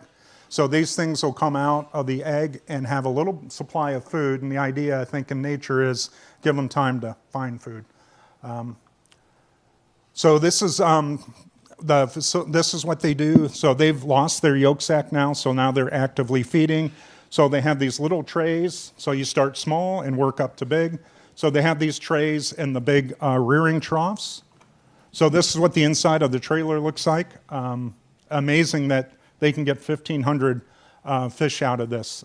Really, they do a great job. So the idea is little small tanks, and then they'll pull those, and then they'll end up raising the advanced fingerlings in those bigger tanks. Hate to talk about bloodworms after you ate lunch, but sturgeon love bloodworms. So it's one of their main foods, and they love it, they eat it, and they grow really fast on it. So here's some very, very young sturgeon. I just think they're so cool because they look like the adults even when they're little guys. So like I said, the idea is to do half of them at the Toledo Zoo using Maumee water and half of them in Genoa, Wisconsin, which isn't even close to being in the watershed, and to see if it makes a difference. And how we did that is each sturgeon that's released is implanted with a PIT tag, passive integrated transponder. It's the size of a grain of rice. Some people might have them in their dogs because when you wand them, you can get a unique identifier. But a subset of them were implanted with a telemetry tag, which gives out a signal. And I'll explain what the difference is there. So the PIT tags, like I said, we've been catching these things like crazy, almost to the point of where we might be putting too many out there. But the success rate is really good. So here's our staff. They're catching them in their trawls, which we do for walleye and yellow perch assessments. They'll catch them. What they'll do is they'll wand them. They'll get that big ass number there, write it down, take a picture, get a length measurement, and then that information goes back. So we know exactly where that fish came from. Really cool. So the commercial guys are catching them too. All the commercial fishermen have the PIT tag wand, and when they catch one, they'll do this. They'll send us a picture to our Lake Erie folks, date and everything, and then they'll release it back in the water. So we're getting really good data on that. What's even cooler is the ones with the radio tags in them, is because there's an array of receivers in the Great Lakes, and I'll show you a map in a second. But when this fish goes past these, it'll pick it up and it'll store it. And these are sitting on the bottom of the lake. And once a year, we'll go out and pull those, get the data, and then drop them again. So this will really give you fine scale idea of where these fish are going. So these are where all the receivers are in the Great Lakes. It's the Great Lakes Acoustic Telemetry Observation System. It's a binational group that works on supporting the data. And you can tag anything. We tag walleye, smallmouth, yellow perch, lake sturgeon, lake trout. You tag anything and it'll get picked up on these receivers. And you can see Lake Erie's just polluted with them. It's amazing you can drive a boat through that. It's crazy. No, they're really small and they're on the bottom of the lake, so no worries. So you can really get these really awesome maps of where these things are going. So like I said, survival is really good, and these survival numbers for restoration are mind-blowing. Usually don't see this high a success rate. So even after 200 days, we're detecting 50% of the fish, either through active detection or through the GLaDOS system. No differences yet between the two rearing strategies, but that's insane. We might need to dial it back because our agreement is we don't want to put too many out there. So we might have to tweak it a little bit. So this is where they like to go, and you might go, what's out here? Well, these are the Lake Erie. There's a bunch of reefs out here. So they tend to like to hang out in those areas. These are the Bass Islands for reference, and Maumee River. So obviously they're coming out of here, and man, they're heading over there, and they like it over there. So that's all through the GLaDOS detections. We know where they're going. I'm not sure what this guy's doing or this guy's doing, and I'm not sure what's here. So anyway, something's there. Even the anglers are catching them. Like Jeff said, they're catching them, taking pictures. Obviously, they're not wanding them, so we don't know the source. But getting these are pretty large fish. I mean, we started in 2018, so you know, that could be a 2018 release, but that's getting pretty big. So Jeff mentioned Sturgeon Fest, which is totally awesome. The first year they did this, that's what I love about zoos. Toledo Zoo does a great job on public outreach. We couldn't do anything like this at this scale and get this kind of response. Their outreach to their zoo members and community is just crazy. So the first year was crazy, had a lot of numbers and everything. Well, here we are, a few years later, and I went this year. We just did it, and similar numbers. It hasn't dropped off. You think people go, well, I released a sturgeon, I'm done. It was fun, but they're continuing to come back. We have vendors that have educational information, food trucks, and what I love is they have a steel drum band, and they'll play Led Zeppelin, man. They're really awesome. So, and then these people are lined up to release a sturgeon. So you can sponsor one by providing money, or you can release one for free. But just insane how it just continues to keep momentum. So kids love it. I mean, they get to release their own fish. There's a lot of stuff for kids to do. That's about the size that they're releasing. You can see this kid releasing run here. It's really cute. They have sturgeon slides. So you put them on the slide and they just shoot out, and it's kind of funny and make all the kids laugh and they think it's great. So anyway, it's just a great event. And it's all about restoring the Maumee River. The other thing that Toledo Zoo does that's great is the stuff inside the fence is just mind-blowing on their outreach. So I'm sure you can, after this meeting, you can go and see the sturgeon touch tank, which is this round thing here. And then there's all kinds of educational stuff and displays all about sturgeon and educating the public. So it's just mind-blowing the amount of outreach that the zoo does. So we talked about the feds who aren't here, but they sometimes on their own, or sometimes they're sued by people that say, you need to list this species.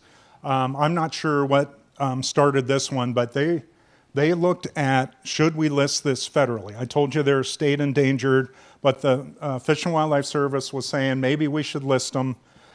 So they went through this really extensive process, and it's not only the current status and distribution, but you also look at what people are doing to help the population. And you can see these quotes here. The effort to restore them is so strong that they did not feel they needed federal protection. I mean, why put federal protection? To be honest with you, if you got people doing great stuff, putting federal protections on it can actually be a hindrance to conservation organizations, because there's a lot of rules you got to follow when they're federally listed. So I'm kind of glad they didn't, because we're doing great stuff. We're all singing the same tune, and we all want the same outcome. So they didn't list it, and I'm glad they didn't, because I think we're rocking it. So finally, I want to talk about partnerships, and nobody can do this alone. This is all through working with other groups and other people. So here's the main partners here. University of Toledo did a lot of research. Fish and Wildlife Service, they have a lot of expertise. They provide the eggs. We provide funding and expertise, and then Toledo Zoo, man, from eggs on is it's their show, and they do a great job. So Division of Wildlife, we don't have the expertise that the Toledo's, we don't have veterinarians on staff, and we don't have the education machine that the zoos have. So we get their expertise. Like you, I can't remember the lady that did the Hellbender talk, but they said she started zoo school, and now she's doing research. So I think we're mentoring the next generation of conservationists through these partnerships. To be honest, for us, it's cost effective because we're not providing Toledo Zoo nearly the amount of money that it takes to run this program. A lot of this is zoo money, so they're in it as much as everybody else. We get increased credibility, I believe, by having this community. And like I said, just the visibility we get through partnering with the Toledo Zoo is insane. So like I said, we've been doing the Maumee for a while. Just this year, we did the Sandusky River, and we also did the Cuyahoga River, and that was in partnership with Cleveland Metro Parks. And you want to talk about another education machine, is our Metro Parks are phenomenal on outreach, and they hosted the, I guess you guys could get them for plagiarism or copyright, because they called their Sturgeon Fest too. So I don't know if you trademarked Sturgeon Fest, but if you didn't, they took it. But it was a great event. Similar amount of people, similar layout. They basically stole everything the Toledo Zoo did, but it's fine because the Toledo Zoo did it. They did it right. So anyway, so Cuyahoga River, 50 years ago, it's on fire. Now we're putting endangered fish out there. So great story, and that's all I got.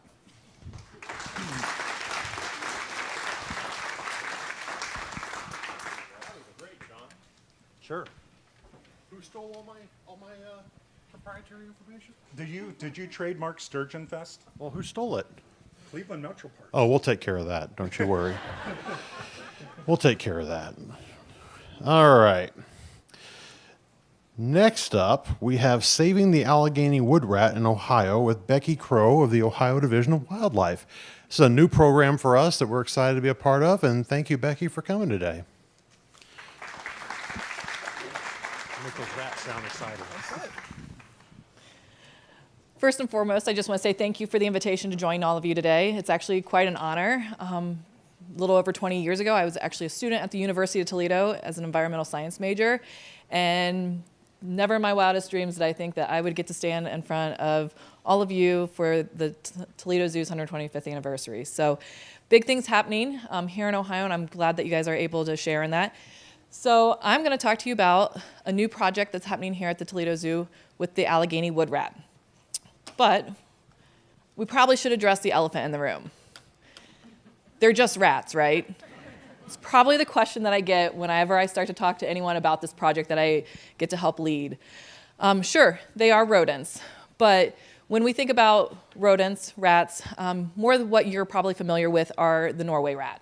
And I can say that the Allegheny wood rat is really probably the polar opposite. When we go through and look at the overall description of the animal, they're relatively the size of a squirrel, give or take a little bit, and weigh approximately a pound, just a little less. They have a great brownish gray coloration, and it's almost like a velveteen fur. I know I had some furs out there on the table, and a lot of you have been commenting on how soft these guys are, but wood rats, exceptional. It's almost like a velveteen fur. The unique side of it is that they have the white underside as well as the feet. And another unique feature is a fully furred tail. It's not long fur like a raccoon or a skunk. It is a very fine fur, but it is a fully furred tail. Large ears, large eyes, making them ideal for their nocturnal habits.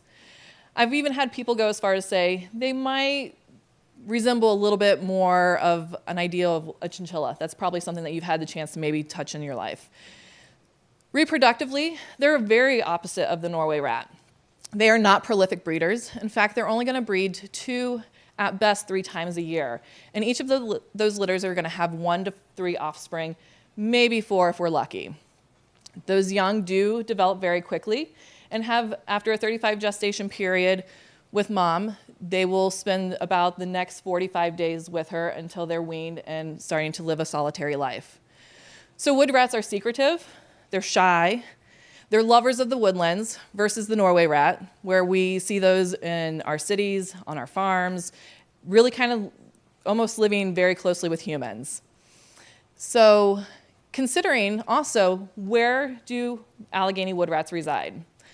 They do have a large range that from Connecticut through Pennsylvania down to Maryland, even as far south as North Carolina and as far west as Indiana. But they have a very specific type of habitat that they live on. Rocky outcrops, which we traditionally will not find anywhere here in Northwest Ohio, right? It's pretty flat here. So we have to go quite a bit further south here in Ohio in order to find the Allegheny wood rats. The other thing that's unique about them is what we would refer to as the true pack rat. All right? Think about large middens. They love to gather, they love to collect. Their middens can be filled with acorns, fungus, lichens, leaves, you name it, they will have it in their middens.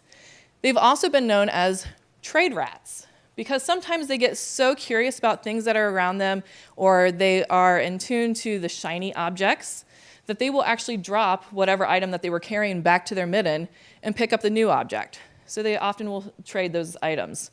I think probably one of the best stories that I heard about a wood rat, and maybe I think it's the best one, if you're willing to sleep in a cave, was an individual that kept losing their hat. It was because the wood rat was curious enough to come up, pull on that hat because they were wanting to take it back to their midden. So yes, they are rats, but they're charming. I've heard that a lot about some of these other creatures that we've heard today, referring to them as charming. And they are. They're very charming and inquisitive. Matt might disagree with that description of charming since he's had a much more up-close relationship with them. But ultimately, and why we're here is to celebrate successes, talk about challenges that we're facing, and how we're navigating them. So the decline of the Allegheny wood rat is something that we've been focusing on for several decades now. Here in Ohio, the Allegheny wood rat has actually been a listed species since 1974. Throughout its entire range, we've seen an overarching 35% decline. In some particular areas where they're starting to do more research, they're actually finding that they have declines up to 70%. What's causing that? Things that we are for certain. Loss of their primary food source. At one point in time, the American chestnut was the primary food source of the Allegheny wood rat. They've now kind of transitioned where acorns are a staple product. Fragmentation of preferred habitat, even encroachment, changes in the environment. But the big thing that actually impacts the Allegheny wood rat in a very negative manner is the exposure to raccoon roundworm parasite. That is a parasite that is actually fatal to Allegheny wood rats as it traverses their central nervous system. So when we have the decline of our populations, and much like all these other projects that we've been talking about today, we also start to see the bottleneck of genetics, that limited genetic diversity. And so what we're going to talk about is what we have been doing here in Ohio for the last 26 years to help restore the Allegheny wood rat populations. So it was in 1999, and again, this is 20 years after the fact of the species being listed on the endangered species, or as a state endangered species, we started to do a comprehensive survey. We completed that survey in 2003, and at that time, we learned that wood rats no longer resided in counties such as Hocking and Fairfield County, but we were down to one small population. That extensive research led to us to find only 55 remaining Allegheny wood rats in Adams County. That's it. So some would actually go as far as to say that the Allegheny wood rat is the most endangered mammal that we have here in Ohio. So as we started to put together some of these, started connecting some of these dots, really looking at the genetics of it, what was causing, we found that by 2017, all known or suspected sites that were trapped, we started trapping them for genetic analysis. All right, and that's where we learned that we were having those limitations. But as you can imagine, trapping for wood rats is not an easy job. I've gone out with them twice, and some days I wonder if I'm ever going to come back. It's climbing steep terrain. It's strenuous. That's the best way that I can ever describe it to my staff that are getting the opportunity to go out and help with fall sampling. It's very strenuous. Rocky terrain, standing along, literally on cliff sides, looking over, and you're finding these small cracks and crevices. But really, we're looking for latrines and middens. Luckily, we've been working with a number of biologists for, again, 26 years, and we have these areas down to a very fine detail of where we know where to find our wood rats. So genetic sampling has been continuing over that time, but also in the process, we talked about that raccoon roundworm. What are those challenges? How are we going to solve them, right? So with raccoon roundworm, it stays in the environment for a very long period of time. Each spring, we go out and we sample. And the first time that we started sampling was in 2017.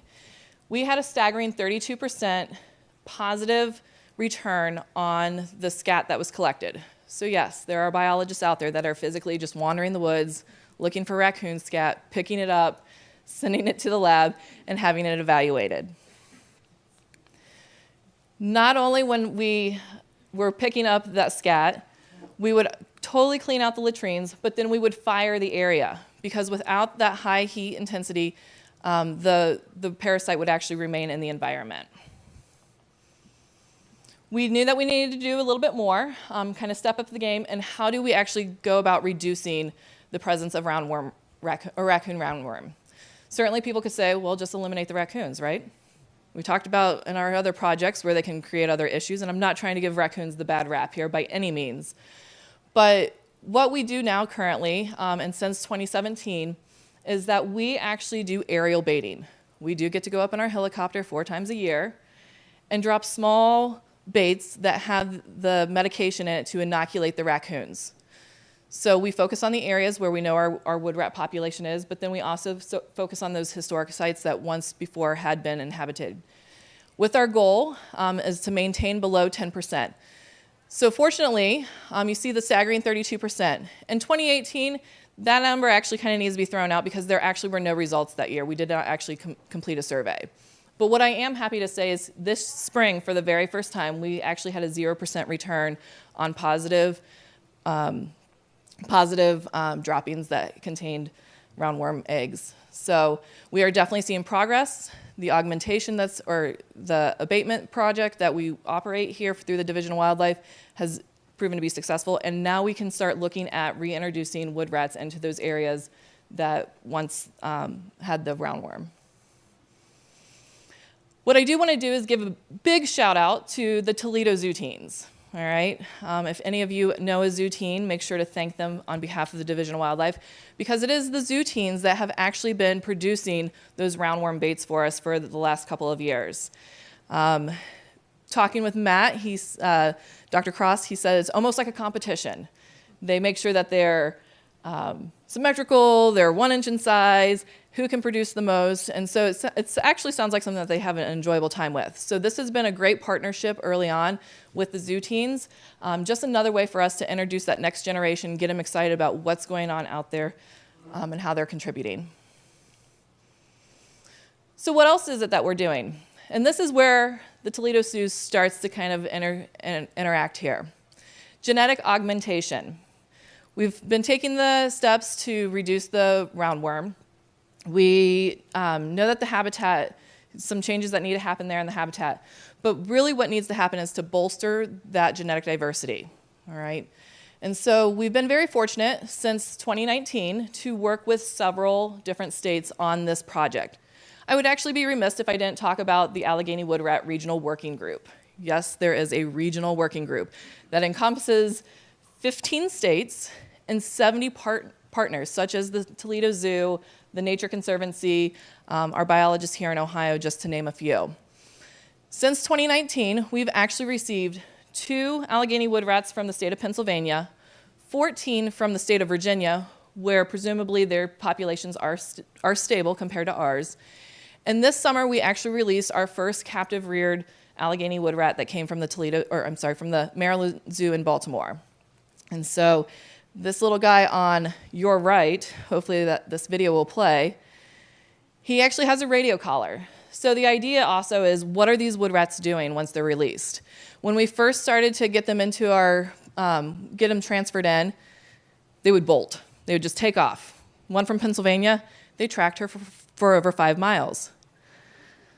She eventually made her way back to where she was released, and does have grandchildren. Because of those genetic sampling that we do each fall, we know that that Pennsylvania wood rat has actually produced offspring that have led to grandchildren. That young wood rat from the Maryland Zoo, we tracked him for 2 weeks. Did what every wood rat should do, which is great, especially having been born in captivity. Would venture about 100 feet from the area where he was released. And so that's what we've started to incorporate, the soft release enclosures, where these guys will stay out there anywhere from 7 to 14 days. But to the Toledo Zoo, that's what we're here to talk about, right? And this is where the new project comes into play. In 2021, the Toledo Zoo actually joined our wood rat working group to help establish the propagation guidance. All right, we wanted to get wood rats into a captive breeding program to again help bolster that genetic diversity. And so, it was last summer that traveled to the state of Pennsylvania. I was actually on a trip with my kids, and Pennsylvania Game Commission drove up to my Airbnb and carried in 2 wood rats into my Airbnb, and we transferred them into another container in the Airbnb bathroom, because Lord knows you don't want wood rats just getting out on the streets of Pittsburgh. We then transferred them here to the Toledo Zoo. It wasn't necessarily a match made in heaven right off the bat. We took the remainder of that last year to acquire a 3rd wood rat from our Ohio population. And then it was this spring that we started those introductions. Arranged marriages. They haven't really worked out in history, right? It wasn't looking too good for us this year either, where the setup is that the male has access to one enclosure, the female is in her enclosure, and then they have a mutual ground, like, well, we won't go there. The female wanted nothing to do with the male, and talking with the zoo staff, she had quite the personality and quite the angry streak. So finally, they actually allowed the male to have access just to her enclosure. Copulation happened twice. We weren't really sure what we were going to get. We actually had another zoo that had promising births happening, and that failed. So we just kind of, we had conversations. Do we want to do an ultrasound on them? Knowing the mom's high stress levels, we opted just to count the days. And lo and behold, on August 23rd, 2025, I got a text message that said, we have babies. So the first time ever in Ohio, in a captive breeding program, we have successfully reared Allegheny wood rats. So, few pictures of their development. Mom is with her youngsters on the left. You can actually already see that definition of that white undermarking on those legs. Those guys are about 10 days of age. So when they're born, they're less than 1/2 of an ounce. They're naked. Their eyes are closed. And so by 10 days of age, they've got a good size to them. Their fur's developing. Their ears are starting to peel away from their head. And so then by their 20-day mark, the vet team did a full, thorough evaluation. During that evaluation, confirmed that we had 3 males, or it appears that we have 3 males. Sometimes those things are hard to tell. And then by about 40 days of age, the youngsters were separated from mom and started in that weaning process. And so the next video is some typical wood rat behavior and typical teenage behavior as well.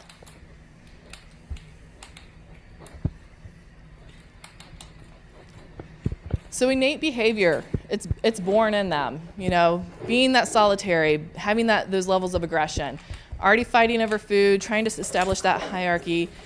But if one wood rat would encroach onto another wood rat's area, even out in the wild, you would see something like this happen. You would see the tussling, the fights. They would go away with small little flesh wounds. So these youngsters here, like I said, they're probably about 40 days old, give or take, when this video was taken. So what's going to happen next at this point? Well, there again, I'm happy to report that the Toledo Zoo started collaborating with the Indiana Department of Natural Resources, and yesterday they started the first steps in getting the captive bred wood rats released out into the wild. And you might be saying, why are we not releasing them in Ohio, right? That's definitely a concern. Why are we giving our wood rats away? Well, when we talk about our Allegheny Wood Rat Working Group, there are 3 states, Pennsylvania, Ohio, and Indiana. And so we kind of have this mix of who's taking what. We talk about genetics. We work with a geneticist. So those are the individuals that I have to thank to help guide us through this entire process. It's been 26 years in the making. Again, I'm very fortunate. I've only been here for 2 of those years, but I get to tell the story. I get to share the successes, and I hope that I can convince somebody that they're not just rats. So thank you.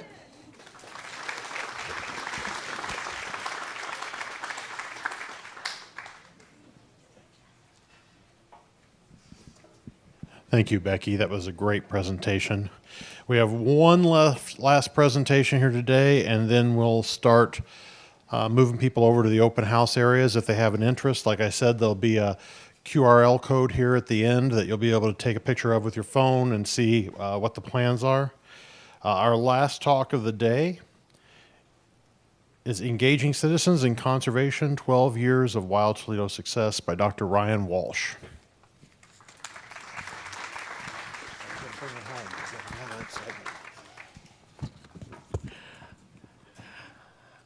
Thank you all for hanging around till the end of the day to hear me talk about plants of all things. You guys got all the animal stuff out of the way. We're at the Toledo Zoo. Everybody loves animals, and I'm up here talking about plants. But you know what? Animals can't live without plants. So that's why Wild Toledo is so important. So I should have actually changed the numbers a little bit. We're above 12 years now at this point. I think we're at 13. We started out in 2012. So pollinator decline it's not a new issue. I'm sure you've all heard about it, and it's all over the news, right? You're seeing it everywhere. It's affecting everything from cocoa stocks, the price of chocolate to the price of coffee to the price of pretty much everything. As pollinators decline, the plants that we utilize as humans that also utilize those pollinators, we don't get that fruit. We don't get those vegetables. We don't get those things that go along with it. And the reasons for pollinator decline are, it's really death by 1,000 cuts. So you have increased pesticide usage. The Green Revolution in the 1950s brought about the widespread use of fertilizers and pesticides in modern agriculture. What that did was increase the amount of land that was dedicated to agriculture, therefore decreasing the amount of land dedicated to habitat, and increase the amount of pesticides from effectively 0 in the environment, way, way, way, way higher. And it's not necessarily that the farmers or the agriculturalists are trying to kill these specific bees. It's a byproduct of it. Maybe you're trying to kill aphids in your field, but then there's bees in your field, so when you spray for aphids, you spray for those bees too. And even if the particular treatment that they receive doesn't kill the bee, what winds up happening, and this is cutting edge research, I just heard about a paper just the other day about this. So when a bumblebee is exposed to imidacloprid, which is a very commonly used pesticide nowadays, it doesn't necessarily kill it, but what it does is actually reduces its fecundity, so the amount of offspring it can have, by upwards of 90%. So if you were just doing a study on, do these bees exist?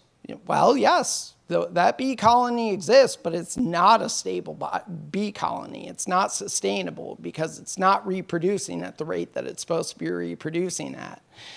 Of course, then climate change has also brought about all sorts of fungal diseases that we had never seen before, as well as parasites that, they were never a problem up north in the past. So you add those things all together, and the fact that, we have honeybees that travel the whole country. Well, they're picking up those parasites and those fungi all across the country and taking it to every farm across the country. And they interact with the local bee population. And what happens is you have pollinator decline across the board. And lack of habitat is really one of the biggest causes of this.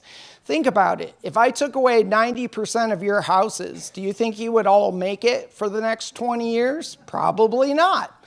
If you took away 90% of the amount of food crops that we could grow, well, our population is going to decline pretty radically. And that's exactly what's happening to insects. And it's really across the range. It's across the globe, really. This is not just a United States problem. This is a global problem.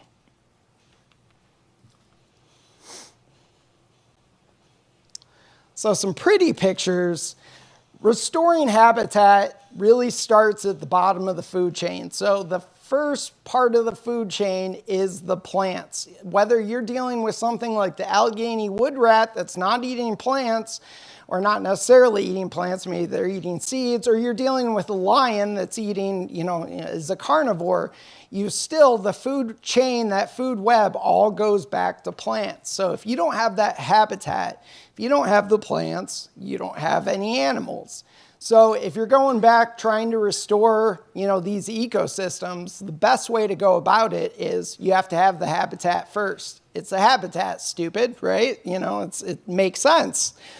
And native plants have co-evolved with local wildlife, and they forged these intricate relationships. And, nothing's a better example that most people know about than the monarch butterfly. So you have a plant, milkweed, unfortunate common name. We should stop doing that. We should call it milk something else. But anyways, it's not a weed. So you have a plant, milkweed, that actually makes cardiac glycosides. And some milkweed species actually make enough that if you were to drink the sap, you'd be dead, 15 minutes, something like that, of a heart attack. That's why it's a cardiac glycoside. Well, monarchs have actually evolved to be able to digest that. They're able to eat it, nothing else is, and they're actually able to store it in their adult tissues, makes them taste really bad. And when birds come by to eat them, they take a taste. A dumb bird will take a taste of one and then decide, I'm never trying that again. We've all had food like that, and that's what monarchs have evolved to do. And that's not saying it's a one-way street. Things are never a one-way street in nature. So plants have also evolved to use animals. Plants need those pollinators, as we discussed. But they also use them for fertilizer. There's lots and lots of examples of insects or even mammals providing fertilizer for plants, and plants not being able to survive without that fertilizer input that came from those animals. So it's kind of a big interconnected web, hence why it's called the food web. So these relationships take time to build. Caterpillars can't just eat any plant. They must specialize. And even when we start looking at, and that's a great response, crowd. I really appreciate it. Last time I showed this at a presentation, everyone went, ew, and I was like, that was not the point of that slide. It's cool. So this is a little bee that we caught, actually, I think on one of the wild Toledo plants. I can't remember if it was in the nursery or one of the prairies, but it's a great little bee, and when you look at them really close, they're actually quite beautiful. So you're not only attracting these wonderful plants that, lots of pretty flowers and everything else, but they're bringing in wildlife that looks like this. And it's just a matter of you going out and actually viewing it and checking it out and getting excited about these little things that are in there. It's the little things in life that count, right? And the other thing is, exotic plants, they don't fill those niches that I talked about. They haven't evolved for millions of years alongside the native insects or the native animals. So while, something like buckthorn, birds may be able to eat the buckthorn seeds, quite unfortunately, because that disperses it everywhere. but that doesn't mean that it's really a viable plant for the entire ecosystem. So a typical native plant might provide for 10 or 15 or more species, whereas, buckthorn's providing for that bird that happens to eat its berries. So Wild Toledo has always started out with prairies. And why prairies? That's kind of a weird thing, especially in this area. People are more familiar with the eastern deciduous forest. But as you can see this little green blob right there? That's us. So the prairie grassland area actually did extend into this part of Ohio. But prairies have lots of unique life history traits that makes them great for quick restoration, especially in really bad environments. And I hate to call like urban and suburban environments bad, but they're obviously not ideal for wildlife. They're not ideal for a lot of life, actually, depending on who you ask. So prairies have these unique attributes. And one of the most unique attributes, let's go back for a second. Anybody notice where, whoops, I keep hitting the wrong thing. Anybody notice what occurs there right now? Agriculture. So the reason why the breadbasket of the United States is the breadbasket is actually because the habitat that existed there prior were prairies. And that's because prairie plants have some unique attributes that allow them to essentially be bioengineers. So this is the coolest chart. I think I've been using this for over 10 years, so you've probably seen it if you've seen one of my talks. But if you haven't, take a look at it. And let me point something out to you. So this scale goes down to 12 feet underground.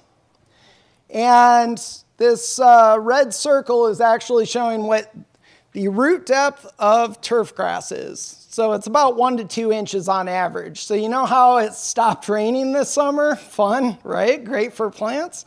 And your turf went brown almost instantly. Well, native plants can actually live through that because their roots go all the way down and they're able to tap into resources that something like a turf grass isn't able to do. So what that makes, native plants are great to add into compacted soils, which urban soils in particular are extremely compacted. So what they're doing is they're actually breaking up that soil. Those roots growing into the soil is starting to break it up. And then of course an individual plant doesn't live forever. So as the plant dies, the roots decompose and they add nutrients back into the soil. And they add essentially ground up soil humus, compost, if you will. And once again, that's why the Midwest is the breadbasket of the world, is because you have thousands and thousands of years of these plants growing there, adding nutrients into the soil and recycling nutrients from deep down where only otherwise trees would be able to access them.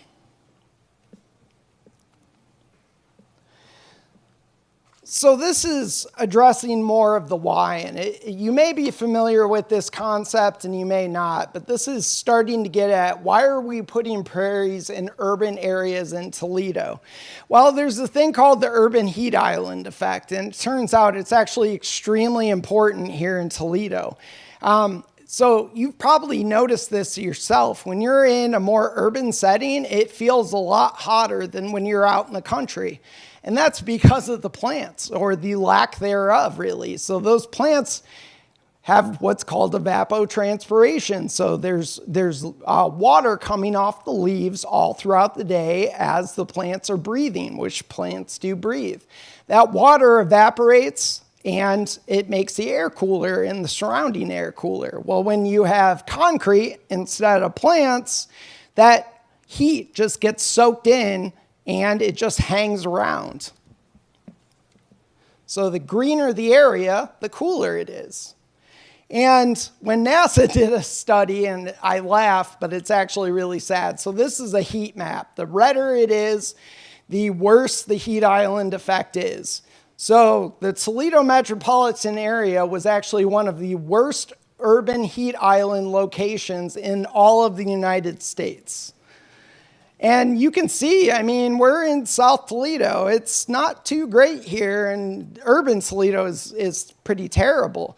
So one of the ways to mitigate that is plant more plants. And of course you can plant trees, but trees come with a host of problems, right? You have down limbs, especially in high density urban environments. It's often very, very difficult to have tree cover. So that's, and sometimes you just don't have enough room, and that's where prairie plants can come in.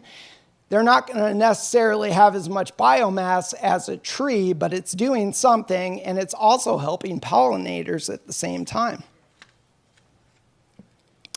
So when we go to start a prairie, and we've been doing this since 2012, this is actually a picture of one of the original prairie installation sites.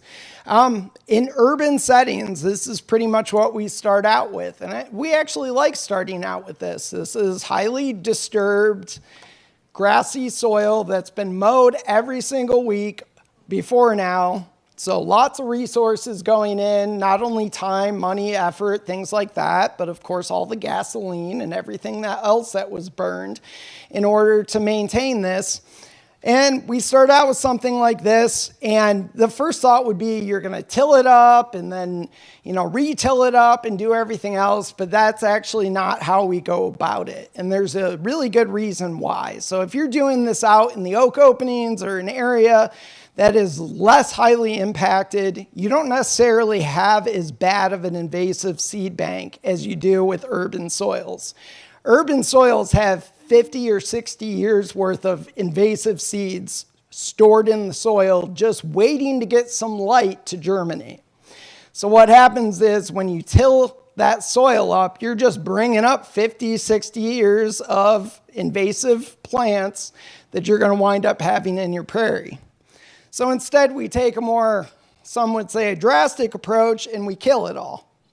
And that's what it looks like. And we actually kill it all a couple times to make sure it's really dead. We want to get rid of all that vegetation. We want all that stuff that was there to be out of there, because we don't want anything competing with our seeds and our plugs that we're going to be putting into the prairie.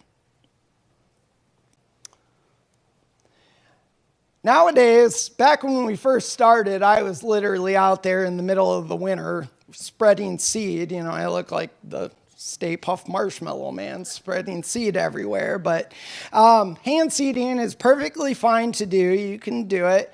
But really something like a seed drill is a much better option. So we today actually have a modern seed drill. This is a Truax, just like the farmers use, except this is a modified Truax to plant a variety of seeds. So a typical prairie that Wild Toledo puts out has between 45 and 60 species of native plants in it. And we do that on purpose. It's kind of a shotgun approach. If you were to look at the prairies around the Toledo Zoo, they're all the exact same seed mix, but they look completely different. And that's because some plant species are going to do well in a given area, and I've been a botanist for, good Lord, probably like 20 years now, and I still can't explain it all the time, but sometimes a plant's going to do well here, and it's not going to do well there. So if you take that shotgun approach and kind of put as much out there as you can within an affordable manner, of course, and you see what comes up, and then you encourage that and you maintain that. But even when you're talking about really micro scales like the Toledo Zoo itself, you have different looking areas and different plants like different types of habitat.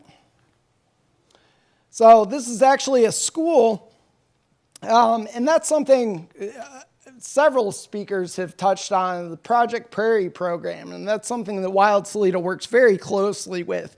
But we now have prairies at over 60 schools around Northwest Ohio and Southeast Michigan. Now this is what a first-year prairie looks like, our prairie installation, and this is where the trouble comes from. And what are people not? People are not patient. So that's They want overnight results, and they want it now, and they want pretty flowers as soon as possible. And this is what happens when you start out with seed. Most of your native plants are not going to flower the first year from seed. We always do winter seeding because native plants typically need some type of winter dormancy, but they're still not going to flower. In a greenhouse they will, but in a natural condition they're not going to.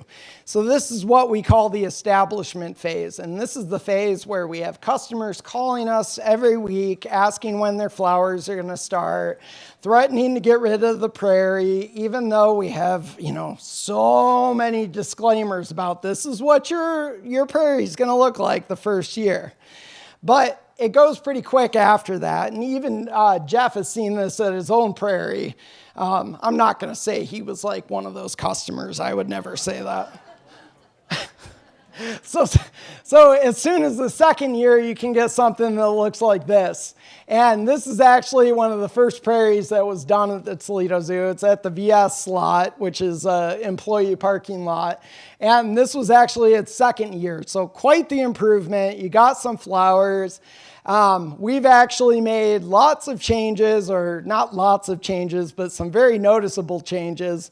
So one of the plant species that actually will flower first year from seed is Rudbeckia hirta. You may know it as black-eyed Susan.